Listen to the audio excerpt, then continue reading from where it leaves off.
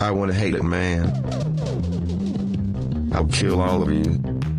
To the break of dawn. To the break of dawn, baby.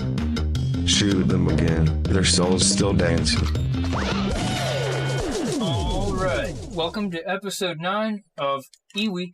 My name is Alex, and I'm joined by my co-host, Arden.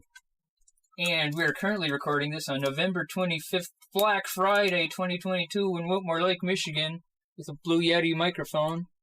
And for new listeners, the format of the podcast is this. So first we record a pre-watch segment, which we're doing right now, and we discuss the subject of the episode, and we declare whether we want to hate it or not.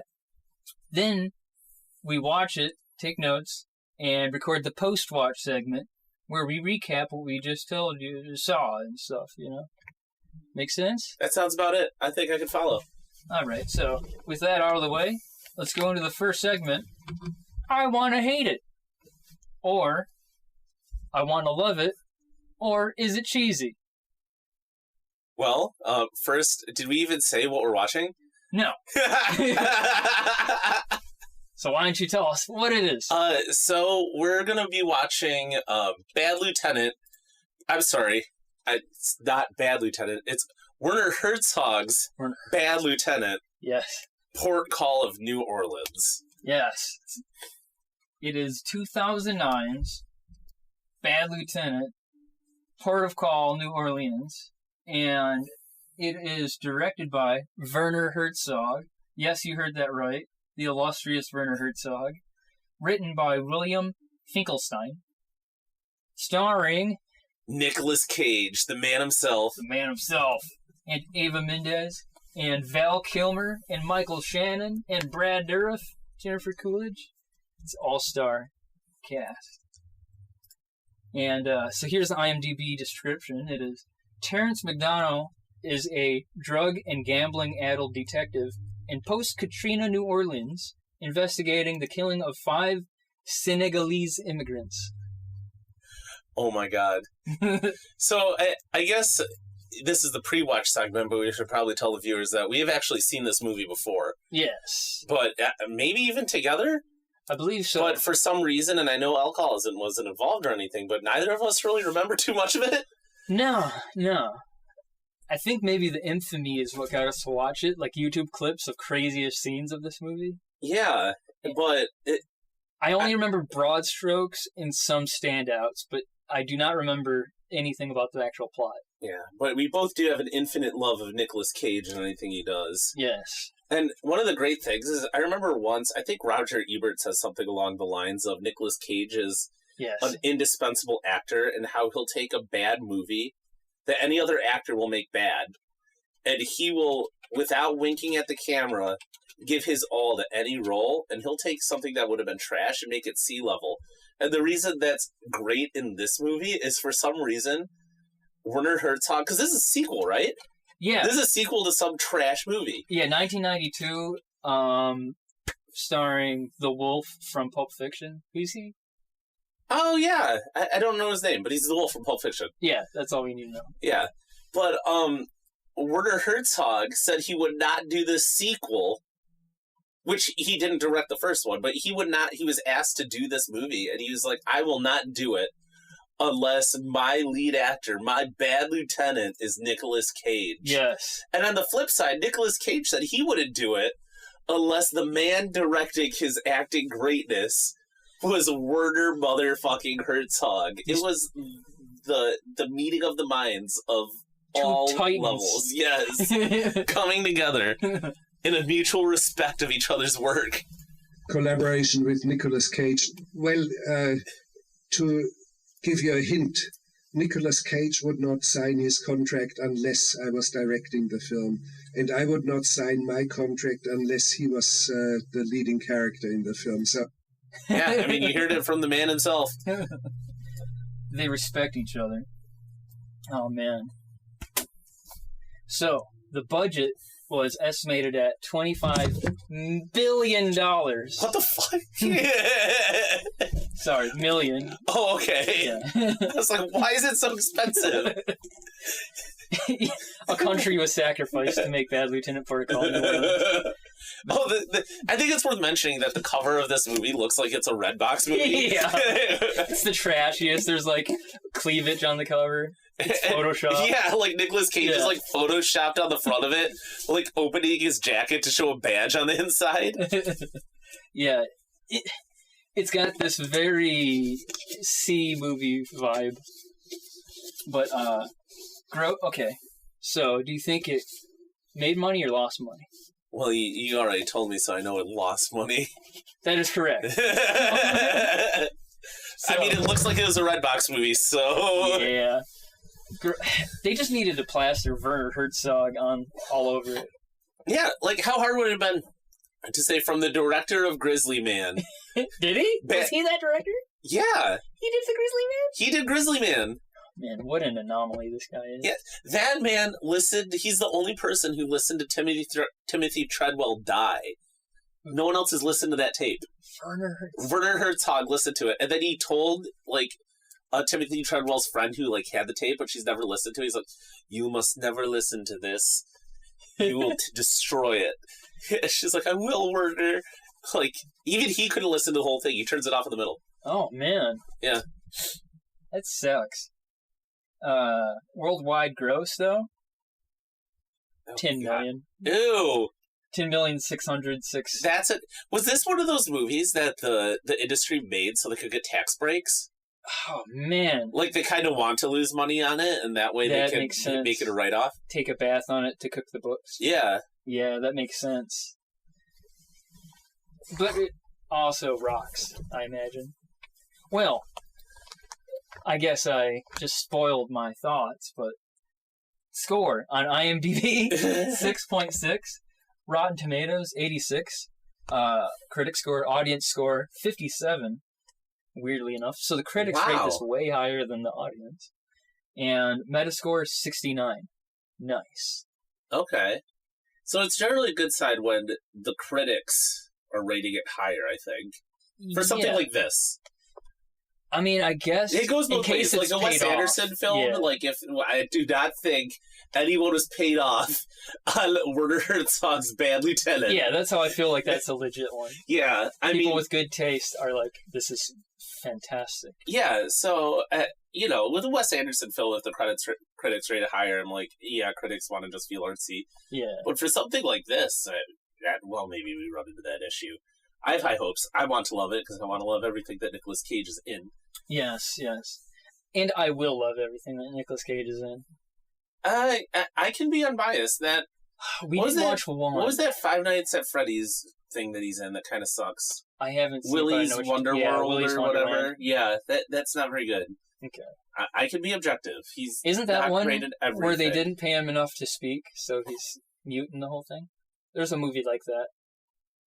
That's why he's muting the whole thing? I thought that was just his character. No. Nicolas Cage is literally I love it a lot more. Yes. Nicolas Cage, like, in his contract or something, was like, I need to get at least this much to have speaking lines. And they weren't willing to do that.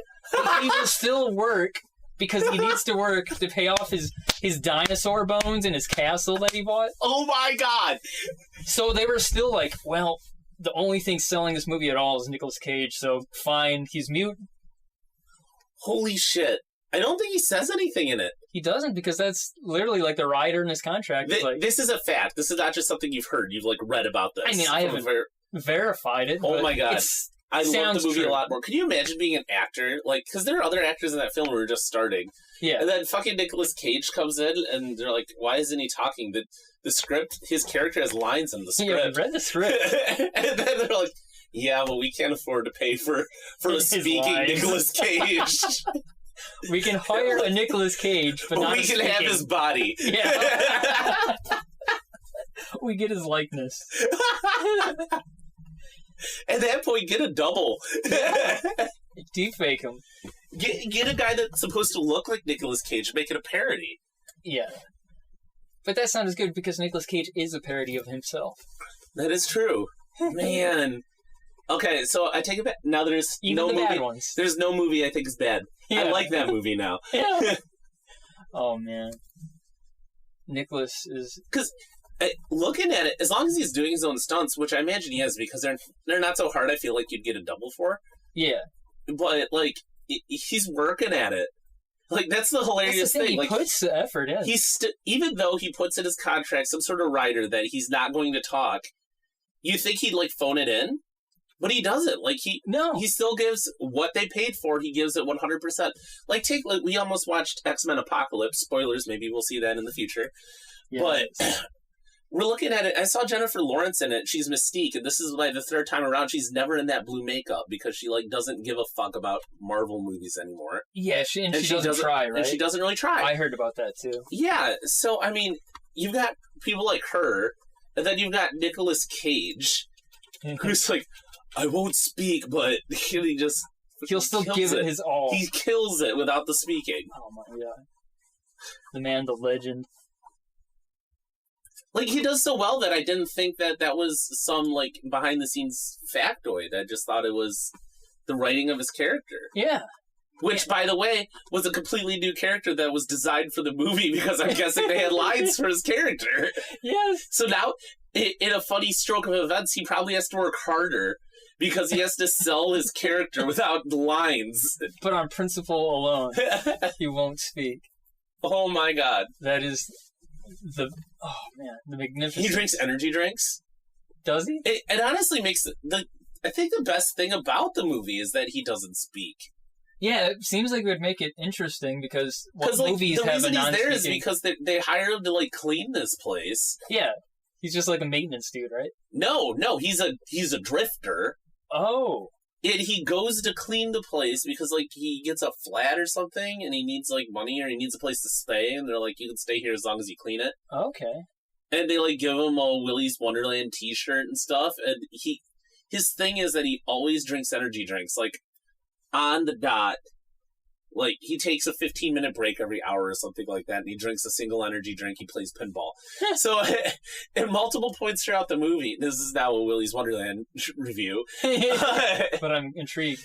At multiple points throughout the movie, he will stop, like, even in the middle of, like, animatronic monsters, like, chasing him. It's like his watch goes off and it's break time, and he goes to the little break room and, like, chugs an energy drink and plays pinball. Oh, while the monsters are there? Yeah! Oh my god. But it's just, it adds to the intrigue of his character. I'm trying to think of that movie now with a Nicolas Cage that's speaking, and I just... What other movies does Nicolas Cage speak in? It's hard to think of one. Oh, okay. Is that what he said? That's what it sounds like he said. No, I couldn't imagine that same movie with a character that speaks. Oh, yeah. Well, I have to imagine the entire plot and... Maybe they rewrote it when they figured that was going to happen. Well, I imagine. I'd like to think that Nicolas Cage just redefined it through his impeccable acting talent. Yeah, like you said, it has to make it everyone harder. Else is just doing it straight, and he's just like... Because acting without words would be harder. Yeah. But for some reason... Oh, it's brilliant. You gotta pay extra. And so, I think that ties in good with the only review I'll read for this movie here.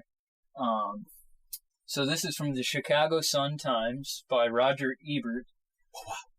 No one is better at this kind of performance than Nicolas Cage. He's a fearless actor. He doesn't care if you think he goes over the top. If a film calls for it, he will crawl to the top, hand over hand, with bleeding fingernails. I love that myself and you and Roger Ebert, like, meet on our love for Nicolas Cage. Yeah. Like, you'll tell people you love Nicolas Cage, and they're like, what? He sucks. And I'm like, good enough for Roger Ebert. Yeah. Like, this notoriously hard-to-please critic loves him, and I think there's reason behind that. Yeah. And speaking about Nicolas Cage just calling for it, there's one thing, the interview of Werner Herzog on this movie that we saw, is there's a scene, or Nicolas Cage comes up to Werner, and he's just like, hey, you know, Werner, I know you hate me doing this, and you don't like it when actors ask you for, like, intense motivation, but, like, why is the bad lieutenant so bad? Why is the bad lieutenant bad? Is it his family? Is it Katrina? Is it drugs? Is it corruption? And Werner Herzog, kind of like what Roger Ebert said, he asked Nicolas Cage, he says there's something about the bliss of evil. Yeah. Just go for it. one thing I do remember of this movie, which again is very little, but I do remember a lot of Nicolas Cage going for it. Oh yeah, that's what I remember. That's the only thing I remember. And I think we're gonna see it. Oh man. Oh, so this film did win 2 awards. Oh wow! Dublin Film Critics Special Jury Prize goes to Werner Herzog, and Christopher D. Smithers Foundation Special Award goes to Werner Herzog. So sucks to be Nick Cage, I guess. Well, there's a lot of nominations, but okay. So the tagline is, "The only criminal he can't catch is himself." Oh my god. You can't cage a cage. Yeah. Alright. So, Arden, it's time for our pre-watch rating. Oh, I mean... So, out of 5 stars, keeping in mind that none of this matters, what do you give it at this moment?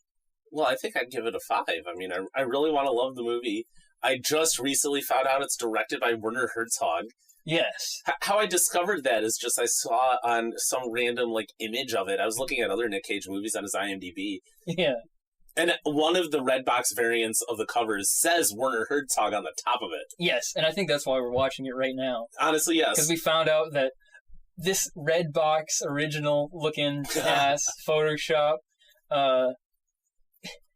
Port of Call, New Orleans. It's got 2 subtitles ass movie from 2009, rated R, is directed by Werner Herzog. That was fairly fresh off of Grizzly Man. Oh, and that's his claim to fame or something? That's I think so. A big movie. Yeah. I can't think of movies that Werner Herzog did that aren't just documentaries, honestly. Yeah, me neither. And I knew him first as an actor, a serious actor. I never knew him as a serious actor. Well, he was in he's in Mandalorian. But yeah. I knew him as the director. I remember seeing him there. Yeah, I know he is prestigious. What is he doing there? I know he's prestigious. But the prestigious Werner Herzog's Bad Lieutenant, Port of Call, New Orleans, starring Nicolas Cage. That's intriguing. And then we also have a second... Oh, I'll also give it 5 stars. I'll give it 3 stars, so there's room to grow. Oh, excellent. But also we go off of a scale of 100, something related to the movie. So you come up with it on the spot. Oh, 100 prescription drugs. Yes. Out of 100. And keeping in mind, the scale 100 could be good or bad. Who knows? Okay. Well, so could prescription drugs, so. Right, yeah. So what do you give it? 100. 100? Oh, yeah. 100 prescription drugs. Yeah. Oh. Going through the pharmacy, tearing it apart, seeing what you can find. Oh, man. Out of 100 prescription drugs. I will give it 60 cages. All right.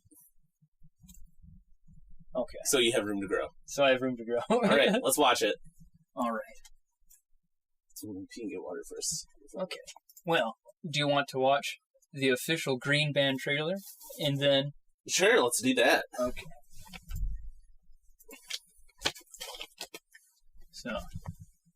Galcine goes with Bad Lieutenant! Galcine goes with Bad Lieutenant?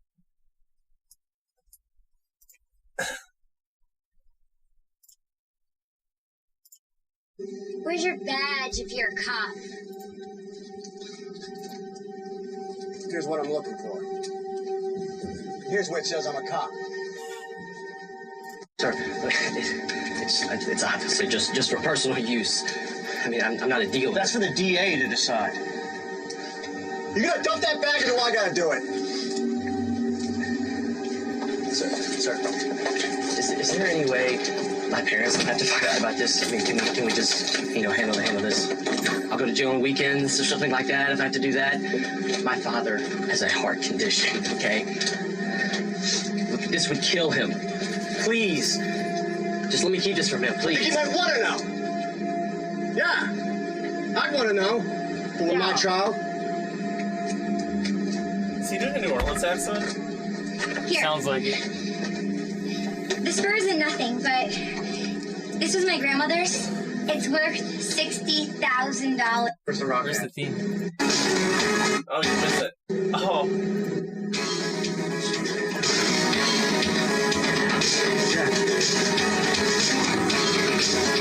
Is that crap? I think so. Look at his face.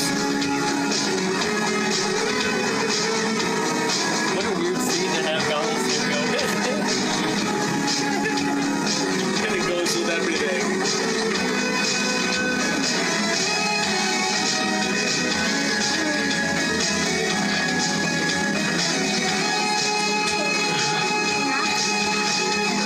That's Werner Herzog's Bad Lieutenant. Not all men die, not all men live.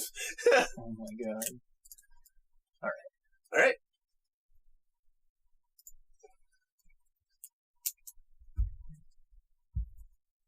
Port of call. New Orleans. What does that even mean? Can you turn it down a bit? It's so loud. Yeah.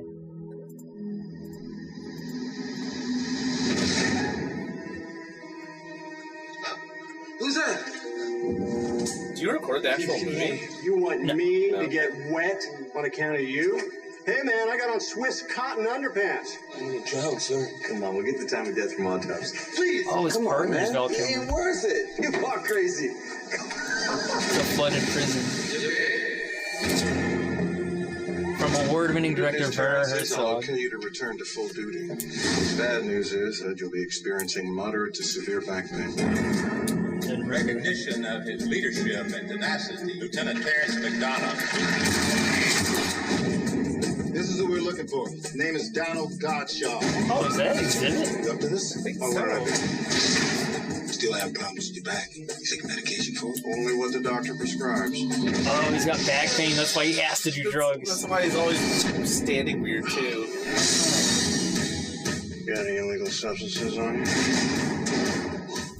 Big mistake. Who are you?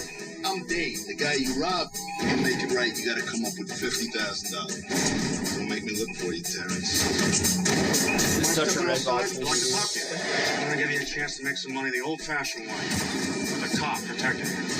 You a crazy man. I took you to a place. It's amazing how much you can get done when you've got a simple purpose guiding you through life. On my own. Mesmerizing. Stand against the wall. You can empty your pockets, dump out the handbag. You want a head? Yes. Yes. With the sun. What are these iguanas doing on my coffee table? There ain't no iguana. Yeah, there are. Ain't no iguana. Where's the 15,000? There ain't no iguana. Kill all of you. To the break of dawn, baby. He is doing it in the New Orleans accent. You think these guys care? And it does have exhibit. Shoot him again. What? Fool. His soul's still dancing. Yes! Random Lieutenant Park on New Orleans. Oh, man. Shoot him again. His soul's still dancing.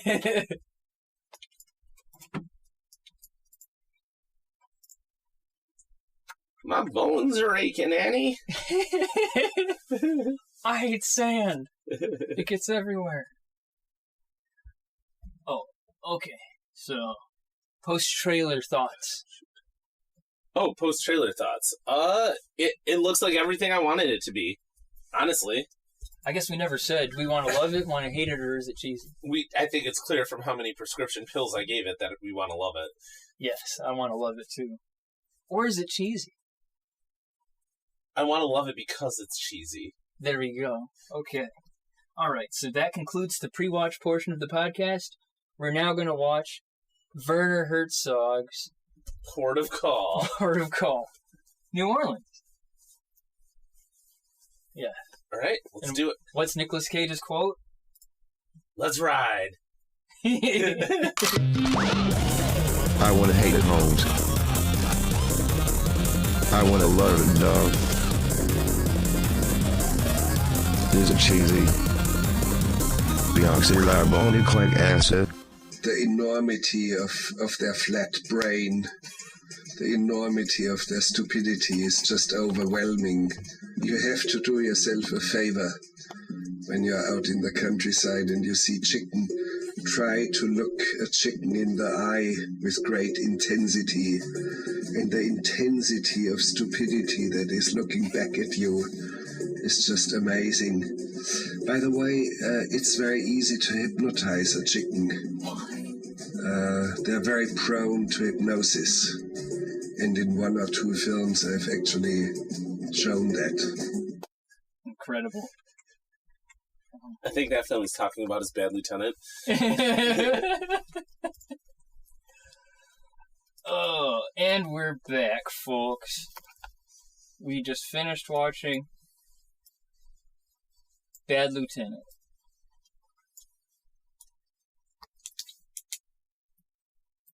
Did you love it? Well, first, but don't. It's the breakdown. Is this where we talk about what happens in the port of the call? Yes. So, in this next segment, we have our post-watch analysis. It's called The Breakdown.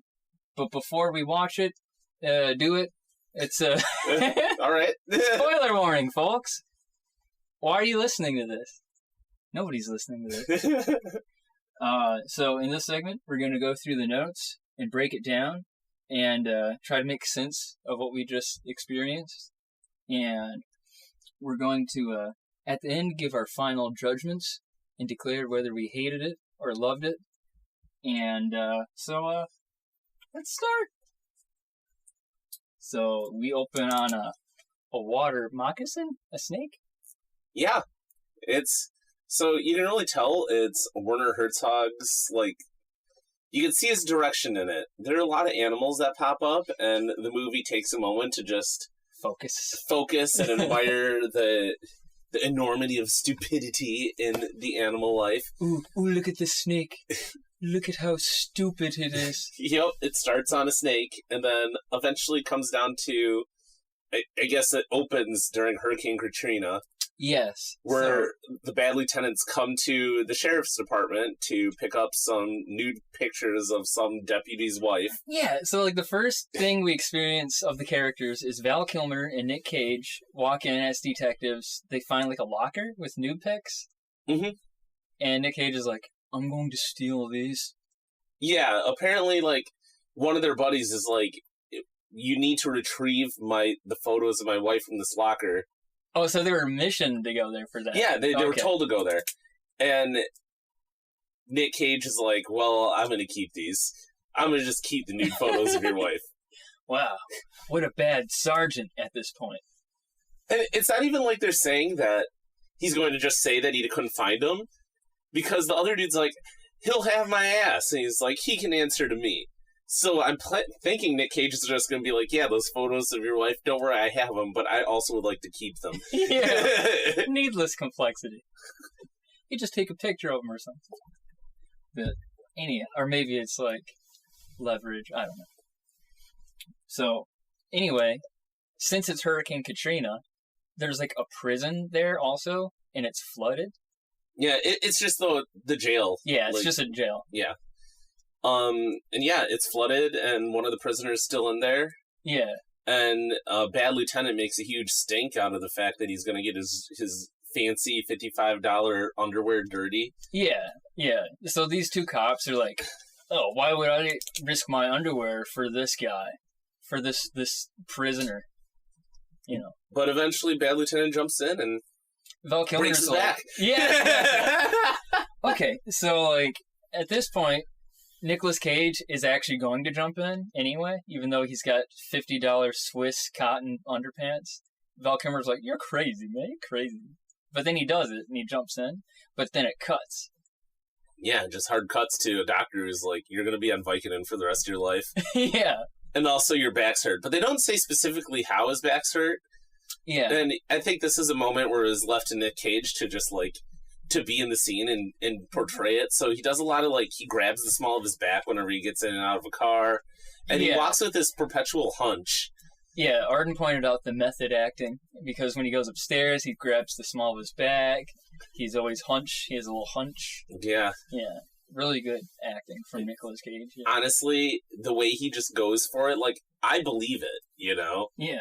It's like when you watch a Muppets movie, right? It's not realistic. You don't think that these Muppets are real animals, but because of how they sell it, your brain accepts it. Yeah, the suspension of disbelief. You could see Kermit the Frog. You see Kirby. With Michael Caine.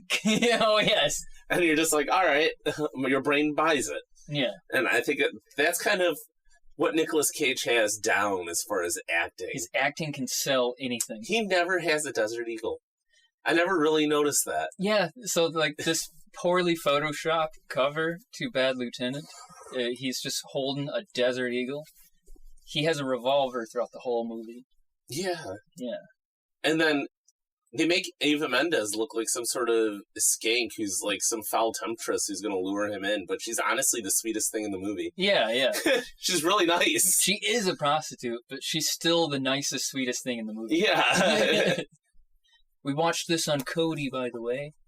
If anybody out there. Plug for Cody.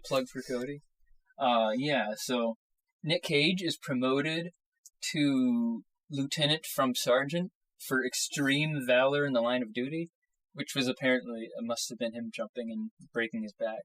Which is funny because I feel like the reason they were there was because they were covering for...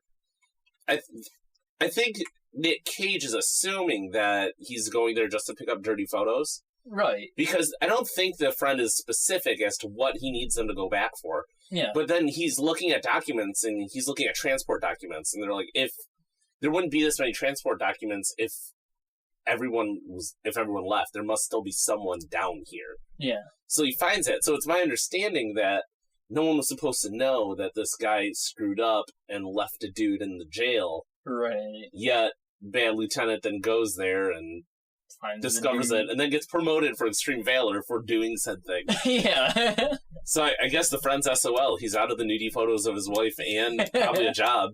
Yeah. But that's how he becomes a bad lieutenant. Yeah. Instant cut to, like, cocaine and... Yeah, so it's like 6 months later. He's now a lieutenant, and he immediately pulls up to a crime scene, recklessly, may I add. Yeah. Yeah, he's driving. Everything's bad about him, including his driving. Yeah, yeah. Like, he drives right into a porch. Yeah. Like, he doesn't drive through the wall, but he drives, like, up underneath the awning of the porch. Yeah. It's one of those situations where you're, like, at a four-way stop, and you don't want to go even though it's a green light, because is this person going to stop? And he doesn't. He stops just last second. You watch him drive up into a person's house, like an inch from their wall. Yeah, yeah. And he snorts, like, some coke already, like, on the dash of Yeah, he's immediately off Vicodin and Oxys. He's straight on coke now. My drug use isn't, like, insane, but I don't think cocaine helps you with pain. Yeah, I don't know. The effects I know of it is it makes you, like, hyper and, like, you don't want to sleep and... Yeah. Yeah. But I don't think it would do anything for his back pain. But he's snorting it, rubbing it on his gums. He's doing all the drugs. All the drugs he's doing. All the drugs. And the scene that he's pulling up to is like a homicide. 5 people dead.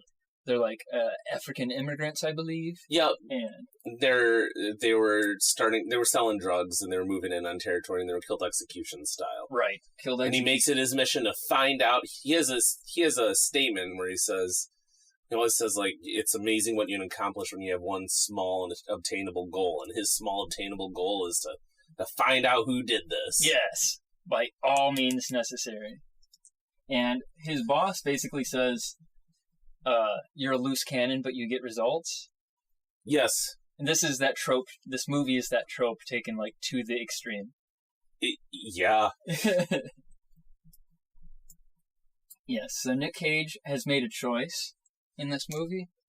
We believe that he made a choice with his method acting to have a giant revolver pointing at his balls the entire film. Oh, yeah. Because a good lieutenant would have their weapon reasonably, like, holstered in, like, a shoulder holster or something. Yeah, like a small hidden concealed one. And concealed, like, under their jacket. But, so he's wearing a suit jacket all the time, but where the suit jacket parts in the middle, because he never buttons it, that's where you'll find his revolver messily stashed just in his waistband, pointing directly at his junk. Yes, dangerously. But he likes to live dangerously.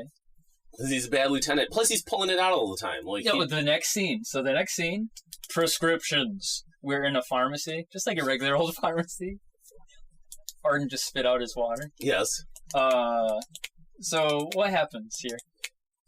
Oh, well, he needs a prescription, and the pharmacist is making him wait, as you do in all pharmacies. You know, she's on the phone. It's been that way forever. She's on the phone. He thinks it's a personal call. So instead of waiting, he just proceeds to step behind the counter and start, like, going through all the prescriptions and pulls out his own. What are you doing? And she calls security, and security's like, are you a cop? And then he points at this gun that's stashed. Mind you, he has a badge. But he doesn't flash it. This this takes place in modern times. Standard issue guns are not 357 Magnum. Yeah. So he points at this revolver that's stashed in his pants. He's like, what does it fucking look like to you? And he's saying this to a security guard also. Yeah, and the security guard takes it. To be fair, he's a security guard. He doesn't have a weapon. He probably would take it. Yeah. And he's like, what do you think? What does this look like to you? It's like a lunatic. A lunatic with a gun in his pants.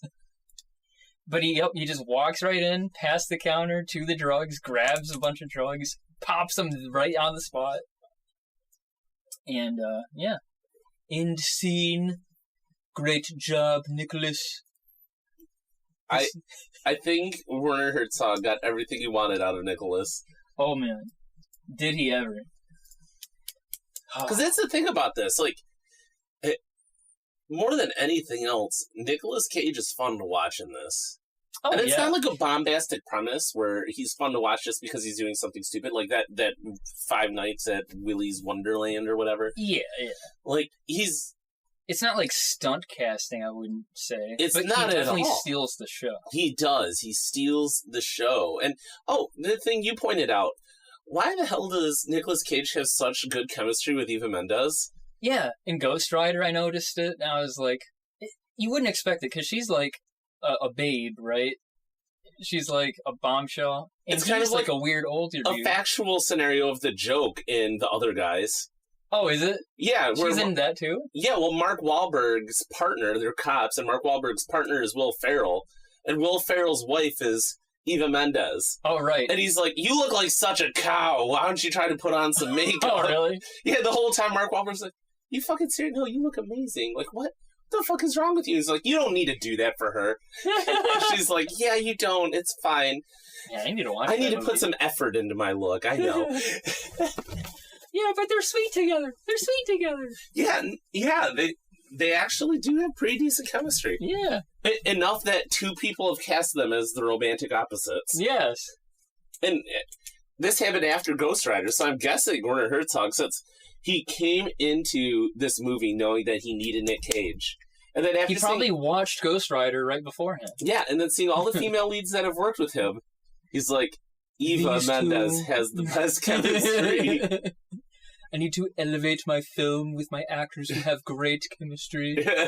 Get me Eva Mendes. I love how this Red Box movie gives Werner Herzog like prestigious director. We need a sequel to this no-name movie, Bad Lieutenant, because I'm guessing they made this to make a loss on it. I'm guessing.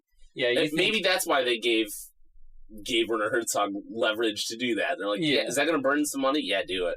It'll be good for the books. Get Eva Mendes. Like, it can't make nothing, because then it will look like a scam. Yeah.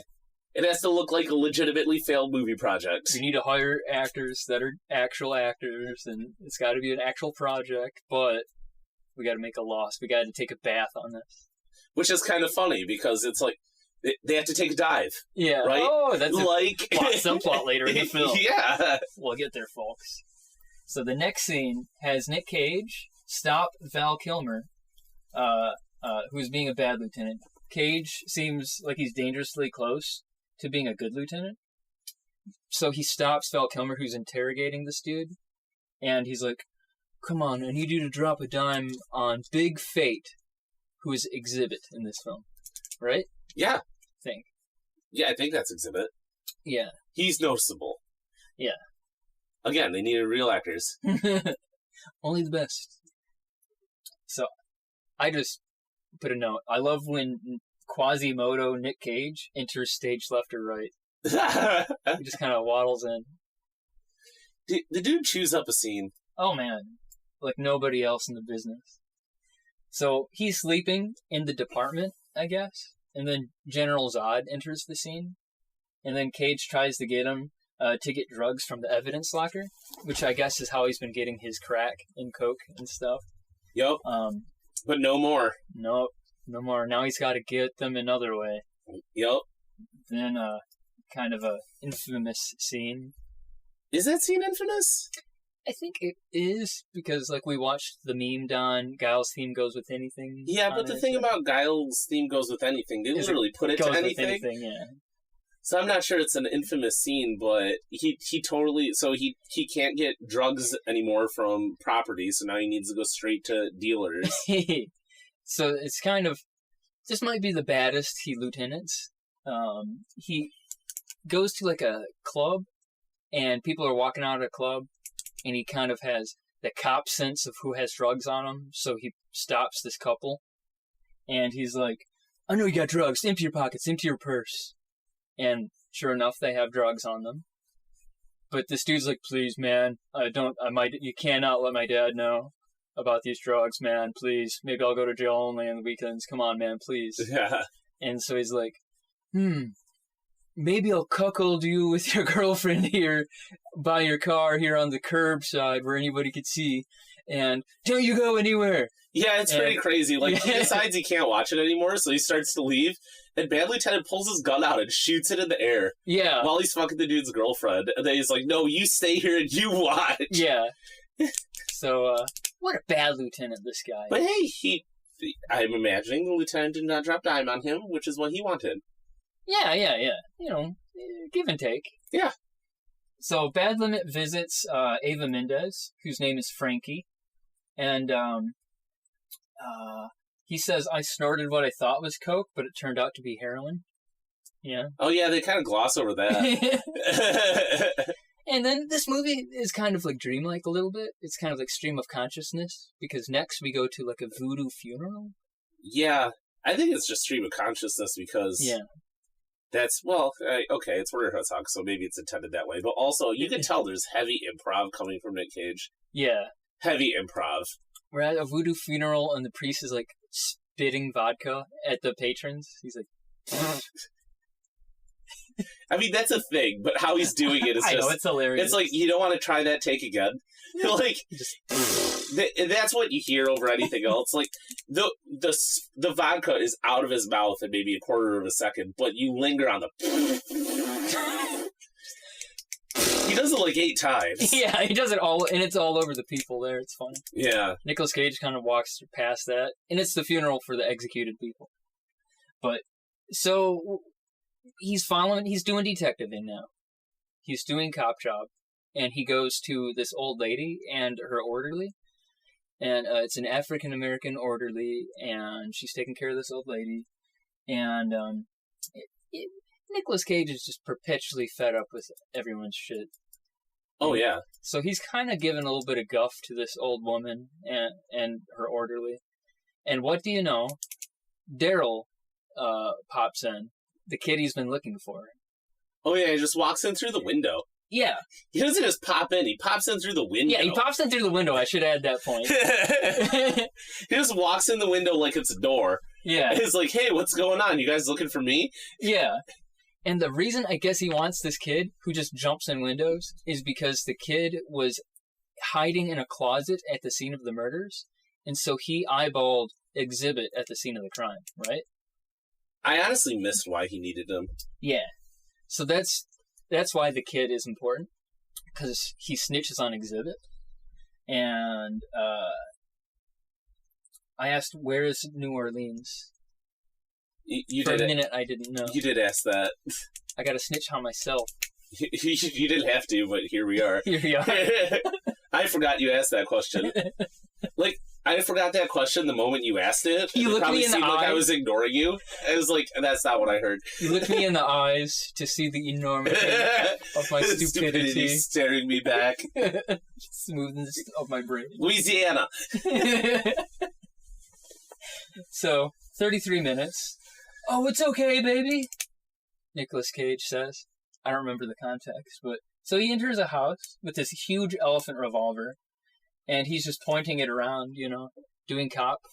And he finds a guy who's holding a gun, and he points it at him.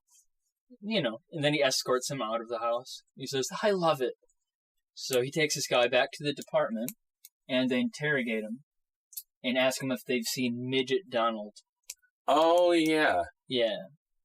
I have to kind of take notes like this, otherwise I lose track of what's happened.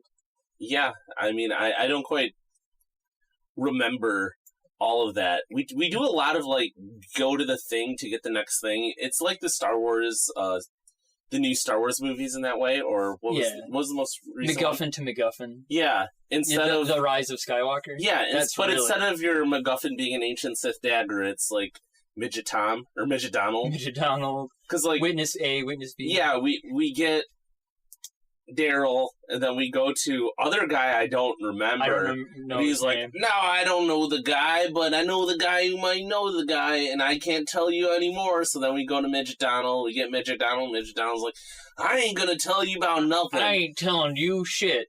But somehow he has another piece of the MacGuffin. Like, we take a lot of steps just to get him to... No. Oh. He's questioning Midget Donald. Yeah, he is Midget And then Donald. he comes out... So, a lot... Oh, stop. Bad Lieutenant is like Forrest Gump with his levels of serendipity. Oh, yeah, you're right. Because he's questioning Midget Donald, and Midget Donald's like, no, I can't tell you anything. I don't know nothing. And he tries a little bit, and he just can't get him to crack. And then he walks out the door of the interrogation room to see none other than Exhibit with his lawyer. And Exhibit's like, I hear you've been looking for me. Are you sure that's not way later in the movie? I'm positive. Yes. So they hold him in jail off screen. Oh, wow. While they figure out what they're going to do and what evidence they have. Because so far all they have is like... Donald? No. Daryl. All they have is Daryl right now. Yeah. Who didn't necessarily see... They don't call him Exhibit in the movie, obviously. He's Big Fate. They didn't see He didn't see Big Fate at the murders, but he could have some, like, testimony. I think his name's also Donald. He has a lot of names. It's hard to keep track. I thought it was Midget Donald. There's Midget Donald? Yeah, Midget Donald's like his number one lackey. Yeah, he's the guy who wouldn't... Yeah. But the next thing I have is... So another random scene is he walks into like a Buffalo Wild Wings, it looks like, and finds Brad Dourif. He's like a gambling guy, a bookie or whatever. Yeah, he's a bookie. Yeah, and... He constantly makes sports bets. Yes, so he's not just a bad lieutenant from the drugs and the reckless use of weapons, but he's also a gambler. And the cuckolding, and... Yeah. Like... And the general rudeness. Yeah, like, if we're gonna sell that he's a bad... Oh, and pointing guns at people. Yeah. Just anyone. If we're gonna sell that he's a bad lieutenant, like, he's just gotta do all the bad things. Yes. That's kind of funny, because it comes in, like, maybe 40 minutes into the movie. You're like, oh, so he gambles too? Yeah. Like, guys, I thought you got me. He's a bad lieutenant. Yeah, there's a handful handful need to add, of like, subplots. he's a crazy gambling guy. Yeah. There's so many subplots, they need to wrap them all up at the end of the movie within a span of 10 seconds. Yeah. But Nicolas Cage... Literally, people filing in to his office. Oh, sitting it's in one front of after him. another at the end. Ugh. It's a divine comedy. But he wants a traffic ticket expunged. So that's like one of his favors that he wants. So this bookie has two subplots. And one is... That's right. He has two. One's... Tommy Wiseau, eat your heart out. Yes. This is how you do a subplot and wrap it up. This is Werner Herzog's mastercraft. So he wants a traffic ticket expunged, and there's also like a game he wants to bet on. Yep. Because guess what? Bad Lieutenant owes money to Brad Dourif. Not yet. Not yet, yeah. But he's going to make a few debts where... There's going to be another scene in between. Yeah. So the next scene is a dying alligator. Yes. Which, knowing Werner Herzog and his disdain for animals, it might be a real alligator that they ran over. Yes. There's a real one right next to it, so I mean... Yeah, that would be very good CGI for 2009. Possibly a real dead alligator. Keep talking. But yeah, so a dead alligator, Arden says it may be a real dead alligator, but the site of the car accident is a state police, a state patrol, and there's like a car accident, and he's asking if he can get Brad Dourif's ticket expunged, like right there at the scene of the accident. Mm-hmm. And it's a by-the-book cop, so he's like, no. And, Bad Lieutenant's like, oh, come on, don't be a prick. Just do this illegal thing in front of all these witnesses. And then Fairuza Balk, she's an actress who's like in The Craft and The Waterboy and stuff. But female state police. Oh, that's what she's in, yeah. Right, yeah. And she comes up and she's like, hey, I know you, Bad Lieutenant. Let's go on a date. But then, more importantly, the focus goes to an actual alligator that I have to assume Werner Herzog just found. He's like, give me that handy cam. We're going to look in this creature's eyes and follow it around. Yeah, so the movie immediately breaks. And I mean actually breaks. It's filmed with like a different camera. And it's just following this alligator, like, on its level. Yeah. To the point where I thought it was a GoPro, and then I'm like, it's 2009, they didn't have GoPros. He's, like, on the ground, eyes level. It's right next to it. Yeah, it's, like, on it. And I think someone's, like, crawling around with it, and it's probably Werner himself. Yeah, I imagine. I just tried to look up info on the alligator, and I couldn't find it. Oh, you could not find it? No, so... You have to assume that he did find and kill an alligator for the sake of filmmaking. Its legs twitching in a weird way, and it stops at a weird time that, like, it wouldn't because everything in a movie is intentional, right? Yeah. So when it stops moving is not at a place where if I was a director, I'd be like, now here randomly is where the leg stops moving. Yeah. When, like, it's not in frame or anything like that. Unsolved mysteries. Now, do I think he actually ran it over with a car? I mean, probably not. Do I think that he maybe shot it in the head and rolled it on its side and started shooting? He just comes up to the scene. Maybe. It's like, the director's late. What could he be doing? Guys, I'm here. I found an additional prop for the scene. We're going to need a crane shot. I'll tell you all about it in a moment. Nicholas, let's get ready. So yes, we have alligator. Yeah, it's pretty great. That's not the only time that happens. No, that's not an isolated incident. This is like Jack Hanna's Animal Adventures in the middle of your Bad Lieutenant movie. There is a heavy animal theme, and I do not know the symbology. But, no. So we cut to Fairuza Balk. It's over my smooth brain. Yeah.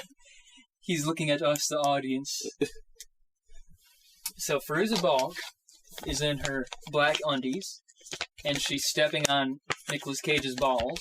With her boots, because she still has her... She's in one of those old-style, like, highway patrol... Right. Like, cop outfits with, like, the tall boots, because I think she rides a bike. And she's got, like, the white helmet with the big aviator glasses, so she's wearing nothing but the black undies, and then doing boots. CBT to Nicolas Cage. Yup. And, but he's, like, zoned out on drugs. So he's, like... He's like, yeah, that's really hot and everything, but maybe you could do me a favor and go to the evidence locker and get me drugs. Make sure to hide the voucher or whatever. Yeah, he's pretty in-depth about it. Yeah. It's kind of a turn-off for her. Yeah, she's like, you're crazy. You're such a bad lieutenant. Yeah, a lot of people tell him he's crazy. Yeah, because he is. And so... It's another thing that happens in The Room. Like a... Show don't tell. Like, we all get that people think that he's crazy. Oh, and it's like, oh, you're crazy, Mark. You're crazy, Mark. Ha, ha, ha, ha, ha. You invited all my friends. Although, good thinking. In that movie, I can't tell that Mark's crazy, so maybe it is required in that movie. Yeah. Werner's getting something out of Nick Cage. I don't need other people to tell me that they think he's crazy. You do not need to state the obvious. Yeah. So, next scene... Back in B-dubs is Brad Dourif, and he says he couldn't get the ticket expunged. So now, instead, He's like, oh, I'll get your money another way. Put 2 dimes down on Louisiana versus Georgia. Gambling. Yeah. What a bad lieutenant. He's into gambling. He's into the gambling hard. So, another scene cut where with Val Kilmer on a stakeout, bad lieutenant enters again, and he's like, what are these 2 iguanas doing here on my coffee table? And he slaps one. Yeah, he scares it, an actual iguana. Yeah, they're real iguanas. Like, scares it to the point of hissing. And Kilmer's like, there's no iguana there, bad lieutenant. Yeah. He's seeing shit, because he's always on the drugs. Yeah. But here's another close-up, right? Yeah, so when the scene's still going. And it just starts shooting these iguanas. Yes. From multiple different angles. Again, scaring them. You get angles of them, like, kissing at the camera. Yeah. And it's not even, it's like a home video in the sense that the iguanas are like, things are out of focus and the cameras are rattling around. Resolutions. It's in like a home, it probably is a handy cam that he's using. Hand me that handy cam, Werner, that's 1080, 720p, that's like, I don't care, I need to see its spirit. Look at this animal. Look at the enormity of its stupidity. Look at it. And you have, like, Nicolas Cage off in the corner of the shot, like, staring at the iguana. Because he said, like, just stare at the iguana. Yeah. It goes on for, like, a minute straight, and then he's like, okay, let's leave. Yeah, then he leaves.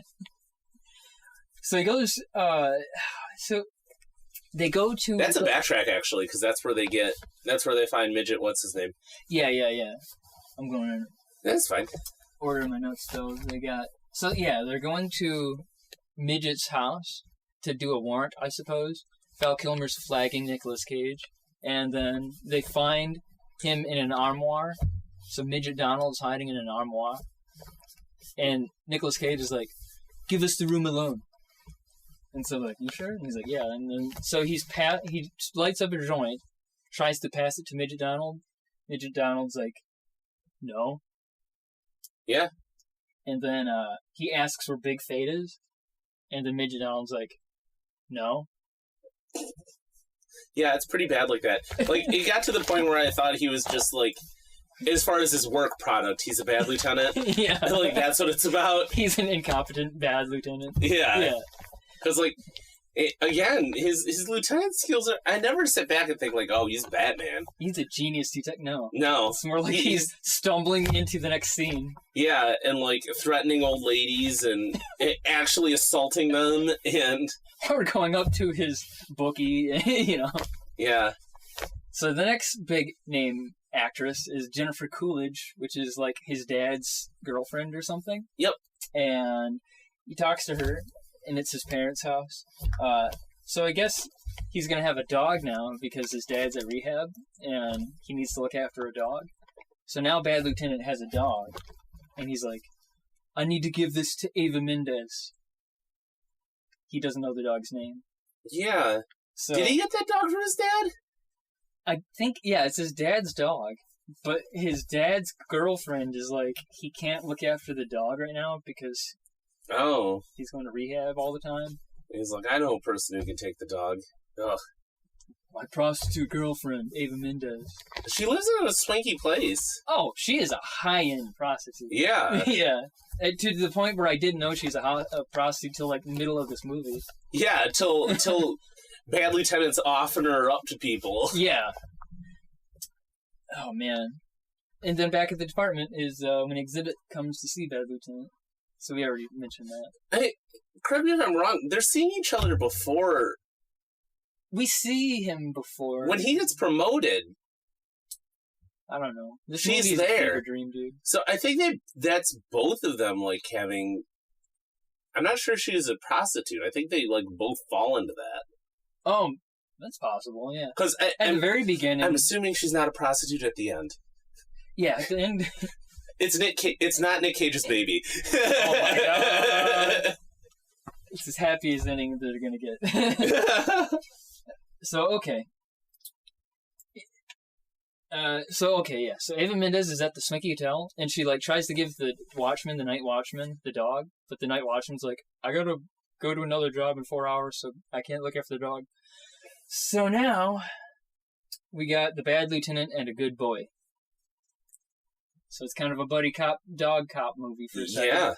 Yeah. He's driving with the delivery boy, Daryl, who needs protection now because he dimed out Exhibit. Yup. Big Fate. So now we have bad lieutenant, his doggy, and his doggy nearly chews up the scene. Daryl. Yeah, because like puppers. Oh. Well, not just that. The dichotomy of having like a real dog that's just like being a dog, while Nick Cage is doing some like weird shit. Like you realize just how weird he's being and over the top he's acting when he's around. When you have like a real like with other actors, again, like your brain like you suspend your disbelief. But just like a regular dog, just like panting in the background, like looking around. They allow that thing to be in the presence of Nicolas Cage. His soul's still dancing. Like, it's weird. Yeah, somehow it really does stand out exponentially more. It stands out more. So next they go to the Biloxi Casino Hotel to see Eva Mendes again, because he wants to offload his dad's dog onto his girlfriend. Yup. But, dun-dun-dun, she's got a shiner. Oh yeah, that's when we encounter subplot 4A. Yeah. Whoa, big mistake, guy. Yeah, so there's this client that Eva Mendes had, and apparently he was into kinky shit and roughed her up a bit. Yeah. So the bad lieutenant, like, roughs him up a bit. Not even a lot, though. He throws him into a couple of walls, and he's like, don't do that shit again, and, don't see her. Yeah. And instead he's like, whoa, this guy's trying to out-weird Nicolas Cage. Big mistake, whoa. And also, like, I don't know if this is what they're going for, but his big threat, which he follows up on, when his big threat's like, you know who my daddy is sort of thing. Which, my dad's a big guy. If you want... developer or something. If you want Nicolas Cage to rough up a guy who's going to be like, my daddy, blah, blah, blah, like, when you cast that person, you cast, like an 18 to 25-year-old preppy dude. But he gets, like, this grungy, like... guy with a... Tim Roth-looking fella. Porn stash. Yeah. And it just doesn't sit right. And especially when you're like... You've seen Bad Lieutenant do some bad shit. Yeah. And you expect Bad Lieutenant to, like... I don't give a fuck, and, like, stick his gun in the dude's mouth. But instead he does nothing. While this 40-year-old loser dude is like, my dad, whoa, my dad, big mistake, involved with mafia, whatever, whoa, big mistake, oh yeah. His dad isn't the one involved with the mafia. That's the subplot I did not figure out. That's a different... I also don't know where that dude came from. But they're somehow related, because at the end he mentions Goombas, and I don't. I think it's the...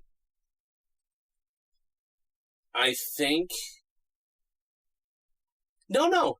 They did come from him. Yeah, I don't know. Because he was saying that he didn't get to have sex with Eva Mendes, which he paid $10,000 for, by the way. Yeah. Like, I'd be a prostitute. Oh, man. Just do it for a little bit. Man. She's high skill. Rack up like $100,000 and then quit. Yeah. Good for life. Man, but okay, so we got that weird guy. He leaves the scene, he's like, oh yeah, baby, oh yeah. Whoa. And then, as Arden pointed out, the method acting is unreal. Because he's, like, grabbing his spine and stuff. And then, here's a big scene. So he enters, he's frustrated now, because Daryl got away. No, wait, that didn't happen, right? No, he did. Yeah, I didn't even take Daryl got away somewhere in there. I was too enraptured by Nick Cage's performance. No, it's after, because after he solves that subplot. Yeah. Or starts it, I'm sorry. He starts that mini quest. And then he tells Eva, he's like, hey, so we gotta go, because I got a witness. Oh, I skipped past it, yes. Okay, so Daryl ratted out Exhibit, right? Correct? Mm-hmm. He ratted out Exhibit. So now he needs police custody to protect him. Yep. So... what does Nicolas Cage Bad Lieutenant do? But he offloads Daryl and the dog to Eva Mendes. It's pretty great. And Eva Mendes does not know that this random kid that's hanging out with Bad Lieutenant, is, like, an important witness to a homicide. So she just, like, lets him go to the bathroom when he asks. And then he leaves. Yeah. He leaves, and then, he's like, where did he go? to the bathroom. So he finds a bathroom, not that bathroom. He looks for another bathroom, walks through an arcade that says, "Hey man, insert more coins." And then in the other bathroom, he can't find him. Ava Mendez and him are looking for the Daryl for a while. Mm-hmm. And so now he's pissed because he spent all night looking for Daryl. And he goes back to the old lady, who's his grandma. You know, the orderly and the grandma lady. And he's like, they open the door to the old lady's room. And as we see the door close, behind the door is a ragged, hour-and-a-half sleep Nicolas Cage shaving. Yeah, and he just walks right up to her and rips her oxygen out. Yeah, he's like, "I want to know where Daryl is." And she's like, "I ain't telling you nothing, man. I don't know." And so he takes her oxygen tube out of her nose and wraps it around her neck to choke her. Yeah, it's pretty great. And then... "Where the fuck is he?" He points the gun at the old lady's head. Yep. And then they tell him where he's at. She sent him to live with her family over in England, so he's gone. Right. Daryl's out of the movie. So now. he starts to leave. He's like, "I should just kill you both anyway." Yeah. He just pulls his gun out and points it at him. Well, at first you think he's going to be like, "Okay, thank you for the information." He puts the oxygen tube back in her nose. But then he's like... Well, he does... So he stumbles to put it in her nose, and it just, like, falls out, and they just keep it. "Maybe you should drop dead, you selfish cunt, you fucks up. Oh, yeah! Both. he takes a minute to tell this lady how evil she is for not just dying so she could leave her kids more of an inheritance. Yeah. "Maybe I should fucking kill you both. You're the fucking reasons this country's going down the drain." And that's why you hire Nicolas Cage. He goes for it. He goes for the evil. And it's the scenes like that where you're like, oh, that's improv. Like, you can see his improv scenes. Yeah. And it's the best thing. And Werner keeps him.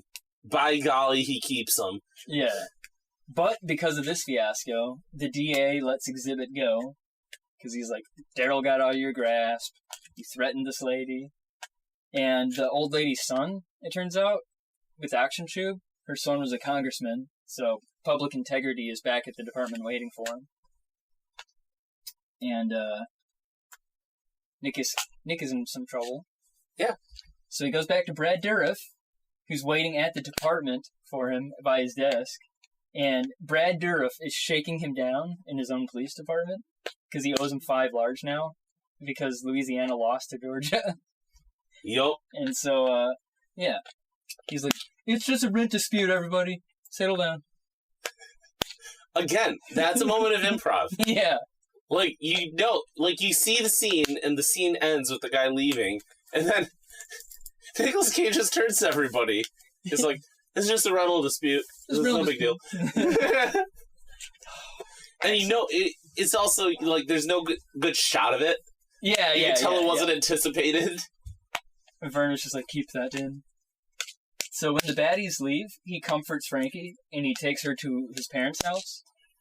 So subplot XC, he's got Frankie staying with his parents now. And Frankie doesn't get along with Dad's girlfriend. "You're a cunt, you whore!" Yeah, they literally go on for a minute where Eva's like, "You're a cunt," and she's like, "You're a whore!" Yeah. It's like, "My husband's trying to get off alcohol, and you bring heroin in here, and I'm going to dump the heroin baggie out, you cunt." Which is kind of funny, because, like, some addiction can work that way, but I'm not sure that a different type of drug would be appealing. Sometimes, yes, but those don't have a lot of cross-lap. Like alcohol and hard narcotics, yeah. Like, because alcohol's so easy to get, right? Right, like, yeah. If Dad wants some booze, he's going to just get in his car and go to the bar. Yeah. He's not going to be like, "Well, shit, there's heroin here. I don't have the foggiest how to use it, but I'm going to start or get more right now." Yeah. But the feds come to the door while there's this family dispute is happening. Yeah, and they fire Nick Cage. Yeah, they're like, "You're on administrative leave starting now." Because of one of the friends of the... So we get two subplots. Whew. From the two subplots from Oh Yeah guy. Oh yeah. Yeah. Because... Yeah, the feds even say, like, this other stuff doesn't matter, but it's this one subplot. Try to keep up, folks. Yeah, and they're like, that's what is going to suspend you because he knows somebody. Yeah. So he gets suspended. Right. And an hour, 18 minutes, made sure to take a note. Nicolas Cage walks back from that saying, "A man without a gun is not a man." Yes, this is very true. That's what he comes away with. A man without a gun is not a man. Yeah.